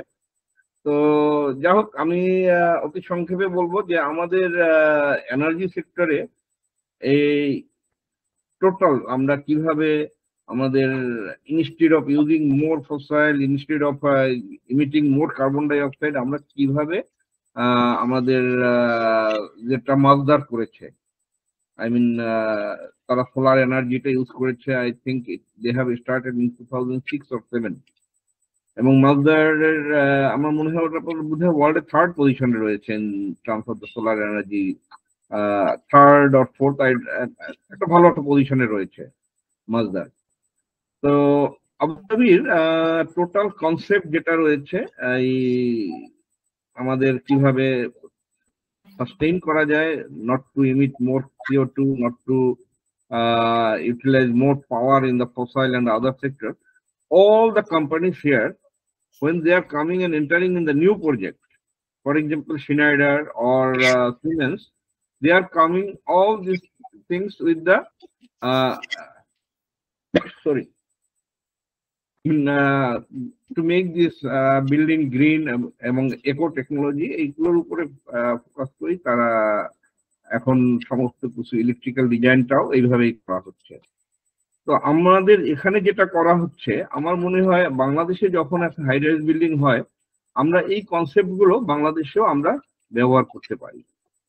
এখন আপনারা জানেন বোধহয় সিনাইডার কোনো একটা যদি সার্কিট ব্রেকার হয় তারা কিন্তু রেট্রোফিটে যায়। দে আর নট, বিফোর তাদের ছিল যে will replace completely, but nowadays they are trying to retrofit that particular part or particular model. তো এইগুলো আমরা আমাদের দেশেও এটাকে ইমপ্লিমেন্ট করতে পারি। তো অজস্র ধন্যবাদ সবাইকে। আজকের এই আলোচনায় আমরা অনেক কিছু জানতে পারলাম। মুয়াজ্জম ভাই যেটা বললেন যে আমাদের আরেকটা সেশন যদি আমরা করি, যেটা আমরা এসডিজির উপরে আলোচনা করব, ইটস এ হিউজ এবং ইটস এ অ্যালার্মিং সাবজেক্ট। আমার মনে হয় এটা খুব ভালো হয়। ইন দ্য সেন্স আমাদের এবারে আমি বোধহয় আমাদের প্ল্যাটফর্মে কেউ দিয়েছে, the temperature may rise up to 55 degree in UAE. আমাদের প্ল্যাটফর্মে বোধহয় আমাদের হোয়াটসঅ্যাপ গ্রুপে কেউ দিয়েছে। তো আমাদের যদি 55 ডিগ্রি যদি আমাদের টেম্পারেচার আসে, তাহলে how we can survive? It's very difficult. আমরা হয়তো আমরা এয়ার কন্ডিশনিং এর মধ্যে আমরা থেকে সার্ভাইভ করতে পারবো, কিন্তু other living entities like bird, other animals, how they will survive? তো এরকম ভাবে যদি এটাকে আমরা আসলে এখন শুধু ডিসকাশনের মধ্যে না রেখে এটাকে ওয়ার্ল্ডের টেম্পারেচার যে এটা আমরা আমাদের আর্থ যে ওয়ার্ম হচ্ছে day by day, we should actually work on it very, very seriously. Thank you very much. Thank you all our respectable engineers. ধন্যবাদ ইঞ্জিনিয়ার পিকে বিশ্বাস দাদা আপনার সুন্দর বক্তব্যের জন্য। আপনার যে কনসেপ্ট আমাদের আবুধাবির যে একটা 20 ফ্লোর বিল্ডিং এর আপনি যেটা বললেন সেটার কনসেপ্টটা যেন আমাদের এখানে আমাদের কিন্তু শ্রদ্ধেয় প্রফেসর ডক্টর খুশরু মিয়া স্যার উনি ডিজাইন করে থাকেন, উনি যাতে এটা ফলো করেন বাংলাদেশের পার্সপেক্টিভে। তো আমাদের সেই অনুরোধ রইল। আমাদের এই মুহূর্তে আমাদের একজন শুভাকাঙ্ক্ষী আমাদের শ্রদ্ধেয় ইঞ্জিনিয়ার মোহাম্মদ ওমর ফারুক ভাই বাংলাদেশ থেকে উনি হ্যান্ড রেজ করছেন। আপনি প্লিজ আপনি বলেন আপনার প্রশ্ন যদি থাকে কিংবা আপনার সাস্টেইনেবিলিটি সম্বন্ধে কিছু কথা বলতে চান, আপনি প্রসিড করেন প্লিজ। আচ্ছা, ধন্যবাদ। আসসালামু আলাইকুম সবাইকে। আমি অ্যাকচুয়ালি দুবাই ইলেকট্রিসিটিতে আমি 20 বছর চাকরি করে আসছি, 78 থেকে 97। লাস্ট আমার অ্যাসাইনমেন্ট ছিল I was A contracts engineer in Dubai electricity head অফিসে। তো আমরা এখানে আমরা সাস্টেনেবিলিটির উপরে অনেক আলোচনা করলাম। আমি 2016-তে আমরা একটা ইন্ডাস্ট্রি গ্রুপকে আমরা করি, আমি কাজ করি আর কি লিড সার্টিফিকেশনের উপরে। তো সেখানে তিনটা যে গ্লোবালি প্রথম যে ইউএসজিসি যে লিস্ট বের করেছিল যে টপ 10 অফ দ্য গ্লোবাল, সেখানে বাংলাদেশেরই বোধহয় ছিল 8টা। আর তার ভিতরে 3টে প্রজেক্ট ছিল আমার করা, সেটা হলো আমরা প্লাটিনাম পেয়েছিলাম, 3টে প্লাটিনাম। তো আমি ওইটাতে আর যাচ্ছি না। আমি এখন যেটা জিনিস বলতে চাচ্ছি সাস্টেনেবিলিটিতে এবং এসডিজি গোলের ভিতরে গভর্নমেন্টের যেটা ইমরান বললো যে এসডিজি হলো গভর্নমেন্টের একটা পলিসি, আর আমরা যেটা আলোচনা করতেছি সেটা হলো প্রাইভেট সেক্টরে, যা বিল্ডিং বলে না বা অন্য কোনো কিছু যেটা বলে না আর কি। তো এগুলো করতে গেলে পরে কিন্তু পয়সা লাগে। হু পেজ দ্য মানি? ক্লায়েন্ট তো সহজে করতে চায় না। এখন গভর্নমেন্টের একটা পলিসি আছে, সেটা গভর্নমেন্টের পলিসিতে ওরা বলেছে যে এনার্জি এফিসিয়েন্সি ইনকর্পোরেট করে মেশিনারি, যেখানে ইন্ডাস্ট্রিতে হলো প্রায় 43% পাওয়ার কনজাম্পশন বাংলাদেশে হলো ইন্ডাস্ট্রিতে। তাই ইন্ডাস্ট্রি সেক্টরে যদি 20% যদি আমরা এনার্জি কনজাম্পশনটা যদি কমাতে পারি, তাহলে পরে আমাদের 2030-এ যে আমাদের যে পাওয়ার রিকোয়ারমেন্ট আছে সেখান থেকে আমরা 20% পাওয়ার রিকোয়ারমেন্টটা কমাতে পারবো। কিন্তু এটা যদি করতে হয় তাহলে তো টাকা লাগবে। গভর্নমেন্ট এখানে, বাংলাদেশ গভর্নমেন্ট বা বিভিন্ন বিদেশি, যেমন ধরেন জাইকা ফান্ড আছে, KfW ফান্ড আছে, ফ্রান্সের ফান্ড আছে, এই সমস্ত ফান্ডকে লো ইন্টারেস্ট, যেখানে বাংলাদেশে এখন ইন্টারেস্ট রেট হলো প্রায় 14% আছে, তো এখানে এরা দিচ্ছে হলো 5 থেকে 6% ইন্টারেস্ট রেটে এদেরকে দিচ্ছে, যাতে করে এনার্জি এফিসিয়েন্সি মেশিনারিজটা ইউজ করে। প্রথম টার্গেটটা হলো যে এগ্রিকালচারে, সরি, এটা হলো ইসে ইন্ডাস্ট্রি সেক্টরে। সেকেন্ড টার্গেট হলো যে আপনার হলো এগ্রিকালচারে কিন্তু ইরিগেশনে কিন্তু প্রচুর পাওয়ার লাগে আর কি। তো এখানে গভর্নমেন্টের এখানে একটা পলিসি আছে, সেটা তারা বলেছে যে এখানে renewable energy solar panel use করে আর কি। এইটা অ্যাপ্রোচটা এর আগেও 10 বছর আগেও করেছিল, কিন্তু খুব একটা সাকসেসফুল হয়নি। লেটলি কিন্তু এটা আবার তারা শুরু করেছে আর কি। আর একটা জিনিসে, যেমন আমরা গ্রিন বিল্ডিং এ বলি, বাংলাদেশে কিন্তু এখন 20 তলা, 22 তলা, 40 তলা প্রজেক্ট হচ্ছে। রিসেন্টলি আমি যে প্রজেক্টে কাজ করি আর কি, আমি গভর্নমেন্টের বাংলাদেশ ইনফ্রাস্ট্রাকচার ফাইন্যান্সিয়াল ইনস্টিটিউশন লিমিটেডের সাথে আমি কাজ করি ফর লাস্ট 6 ইয়ার্সে। সেখানে কিন্তু আমরা একটা 40 তলা বিল্ডিং এ ঢাকাতে শেষ হচ্ছে আর কি। এটা হলো আগামী বছরে এটা অপারেশনে যাবে। আমরা কিন্তু ওখানে ফাইন্যান্স করেছি তাদেরকে, আপনার হলো গ্লাস কার্টেন, আউটসাইডের যে গ্লাস কার্টেন, তারপর হলো এয়ার কন্ডিশনিং সিস্টেম, এবং হলো এনার্জি এফিসিয়েন্ট লিফটে। এইটাতে আমার একটা বিরাট অঙ্কের কিন্তু আমরা লো কস্টে, মানে 5 থেকে 6% ইন্টারেস্টে কিন্তু তাদেরকে আমরা লোন দিয়েছি আর কি, মানে গভর্নমেন্ট তাকে লোন দিয়েছে।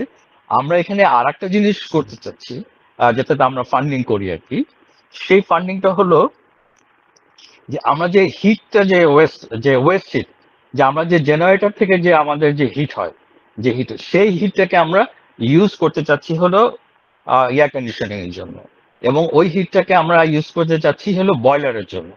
এইখানে কিন্তু আমরা ফাইন্যান্স করে থাকি। মানে একটা জেনারেটরের আপনার হলো এক্সজস্ট হিট যেটা হয়, সেটাকে দিয়ে আমরা চিলারে ইউজ করতেছি। আবার আরেকটা জিনিস হলো কি, যেটা হলো জ্যাকেট ওয়াটার, যেটা আর কি, এই জ্যাকেট ওয়াটারটাকে আমরা কিন্তু বয়লারে ইউজ করতেছি।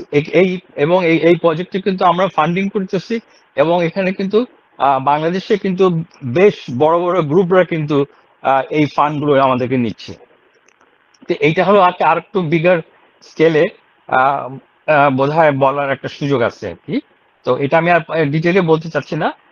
এই মুহূর্তে কথা হলো কি, যে এখানে গভর্নমেন্ট কিন্তু এই সাস্টেনেবিলিটিকে সাস্টেইন করার জন্য প্রাইভেট সেক্টরকে ফান্ডিং করতেছে, এবং বাজেটেও কিন্তু, এবং এদের যে গভর্নমেন্টের যে পলিসি আছে সেই পলিসিতেও কিন্তু এটা ইনকর্পোরেট করা আছে আর কি। ধন্যবাদ। আমি আর হয়তো পরে এক সময় আর আলোচনা করা যাবে। ধন্যবাদ।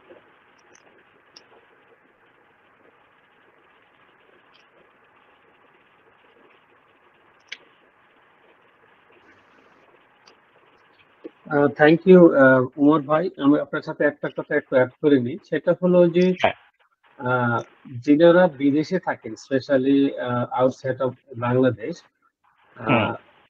আমাদের গ্রিন বিল্ডিং এর কনসেপ্ট এবং সাস্টেনেবিলিটির ক্ষেত্রে বাংলাদেশ এশিয়ার মধ্যে উল্লেখযোগ্য। শুধু এশিয়ার না, আপনার অডিয়েন্সকে জানাতে চাই যে যদি 50টা building test rating green building এর কনসেপ্টে বলা হয়, বাংলাদেশ সেক্ষেত্রে এশিয়ার মধ্যে এবং ওয়ার্ল্ড এর রেটিং এ 1 নম্বর। আর যদি 25টা বিল্ডিং বলা হয় ম্যাক্সিমাম পয়েন্ট পেয়েছে, তার মধ্যে 13টাই বাংলাদেশে। সো গ্রিনের যে কনসেপ্ট রয়েছে, specially energy efficiency, water efficiency বা রিভার্স ইম্প্যাক্ট অফ এনভায়রনমেন্ট, সেক্ষেত্রে বাংলাদেশের আরএনজি সেক্টর এবং রিসেন্টলি কমার্শিয়াল সেক্টর খুব ভালোভাবে এগিয়ে আসছে এবং ভালোভাবে কন্ট্রিবিউশন রাখছে। এখন কাম টু দা পয়েন্ট হলো বিল্ডিং ম্যাটেরিয়াল এবং এইচভ্যাক ক্ষেত্রে আমাদের গ্রিন বিল্ডিং এ যেহেতু আমরা ডাইরেক্ট লিড রেটিং সিস্টেমের কাজগুলো সবচেয়ে বেশি করা হয়, সেক্ষেত্রে কিন্তু আমাদের কপ ভ্যালু, সিওপি এবং ইআর ভ্যালু গুলো যেটা রয়েছে, এবং কোনো মোটরই প্রায় i3 বা i4 এর নিচে নয়। এবং শুধু তাই না, আমাদের গার্মেন্টস সেক্টরে যে ফ্যাক্টরিগুলো তৈরি হয়েছে সেখানে হিউজ পাওয়ার লাগে হলো আমাদের যে সিউইং মেশিন গুলোকে, সেগুলোকে সব সার্ভো টাইপ চলে এসেছে। শুধু এটাই নয়, এই কিছুক্ষণ আগে আমাদের ফারুক ভাই যেটা বললেন, যে আমাদের ইজিবি বয়লার থেকে শুরু করে অন্যান্য যে এনার্জি ওয়েস্ট হিটটাকে রিকভারি করে কিভাবে অ্যাবজর্পশন চিলার মাধ্যমে কাজ করতে পারি, খুব ভালোভাবে ইউজ হয়েছে। বিশেষ করে বাংলাদেশে ডিজেল, পেট্রোল এবং এই ফসিল ফুয়েলের দাম বাড়ার কারণে রিনিউয়েবল এনার্জি এবং অল্টারনেটিভ যে ফুয়েল গুলো রয়েছে সেটার উপর বেশ কাজ হচ্ছে। শুধু তাই নয়, রিসেন্টলি আমি কয়েকটাতে উইন্ড মিলের জন্য কাজ করতেছি। তো আমাদের অলরেডি এই ক্রাইসিস, বিশেষ করে ওয়েল শক বা বিভিন্ন রিজিওনাল ওয়্যার এবং ওয়েল বা ফুয়েল ফেসিলের যে নিরবিচ্ছিন্ন সাপ্লাই এবং গ্যাস ব্যাপারগুলো রয়েছে, এখন কিন্তু বিশেষ করে বাংলাদেশের ওনাররা কিন্তু খুবই খুবই সচেতন, অর্থাৎ পাওয়ার কনজাম্পশনের ক্ষেত্রে। আশা করি আরো এসে যাবে, কারণ অলরেডি গভর্নমেন্টের যেই অফিসগুলোতে রয়েছে সেখানে এনার্জি সেভিং এর জন্য অনেক কিছু করা হয়েছে, স্পেশালি এয়ার কন্ডিশনের সেট পয়েন্ট 26 থাকা এবং লাইটিং গুলো অটোমেটিক পাওয়ার মোশন দিয়ে বন্ধ করে হয়ে যাবে। শুধু তাই না, এখন বিশেষ করে বড় বড় যে প্রজেক্ট গুলো গভর্নমেন্টে চলতেছে সবগুলা কি গ্রিন এর রেটিং এ বা গ্রিন সার্টিফিকেট আন্ডার নিয়ে আসতেছে। কিছুক্ষণ আগে রফিক ভাই বলতেছিলেন যে আমাদের সংসদ ভবনের মতন এরকম উল্লেখযোগ্য বিল্ডিং গুলাকে একটা রেটিং এর মধ্যে নিয়ে যে কোনো রেটিং করা যায়। হ্যাঁ, অবশ্যই করা যায় যদি গভর্নমেন্ট থেকে ইনিশিয়েটিভ নেওয়া হয়। যেমন একটা গভর্নমেন্ট থেকে ইনিশিয়েটিভ নিয়েছে, বিএপিটিসিএ অর্থাৎ সাভারে যে রয়েছে বিশেষ ক্যাডারদের যেখানে ট্রেনিং করা, সেখানে একটা 20 তলা বিল্ডিং চলতেছে, সেখানে একটা গ্রিন করা হচ্ছে। এবং এখন গুলশান 1 থেকে গুলশান 2 এর ভিতরে যখন আপনি যাবেন, অধিকাংশ কমার্শিয়াল বিল্ডিং এখন গ্রিনের রেসপেক্টে চলে আসতেছে। রিসেন্টলি আমরা 3টা 40 তলা বিল্ডিং যেগুলো গ্রিনের আন্ডারে চলে আসছে। সো বাংলাদেশে এমন হয়েছে, বিশেষ করে আরএমজি সেক্টরে কোন একটা ওনার এখন কোন একটা বিল্ডিং করতেছে উইদাউট গ্রিনের কনসেপ্ট এবং গ্রিনের রেটিং ছাড়া না। তো আমার মনে হয় এটা বড় একটা ফিডব্যাক, বড় একটা আশাজনক কথা বাংলাদেশের রেসপেক্টে। এবং সবচেয়ে বড় কথা যে আমাদের ক্লাইমেট চেঞ্জ যে ফান্ডটা রয়েছে, যেখানে আমাদের এনার্জি এফিসিয়েন্সি এবং এনভায়রনমেন্টাল প্রোটেকশন বা প্রোটেক্ট করার যে ব্যাপারগুলো আছে আইপিসি আন্ডারে, ইউনেপের আন্ডারে হিউজ পরিমাণে ট্রেনিং করা হচ্ছে এবং লোকাল টেকনোলজির সাথে ইন্টারন্যাশনাল টেকনোলজিকে ইন্টিগ্রেট করে কিভাবে এনার্জি এফিসিয়েন্সি এবং এনভায়রনমেন্ট প্রোটেকশন গুলো করা যায়, খুব ভালোভাবে কাজ হচ্ছে। Thank you so much. ধন্যবাদ ইঞ্জিনিয়ার এমডি আল ইমরান হোসেন আপনার সুন্দর বক্তব্যের জন্য। আমরা এই পর্যায়ে আমাদের সেশনের শেষ পর্যায়ে চলে আসছি। আমার মনে হয় আমাদের আর কোশ্চেনের আর কোনো রেসপন্স নেই। তো আমাদের বিওয়ার্ল্ড আজকে আমাদের এই জুনের 11 তারিখে আমাদের 1 বছর পূর্তি হবে। এরই মাঝে আমরা গত 1 বছরে আমরা যেটা করেছি, আমরা প্রায় 30 সেশন, টুডে সেশন নম্বর 30 আমরা কমপ্লিট করলাম।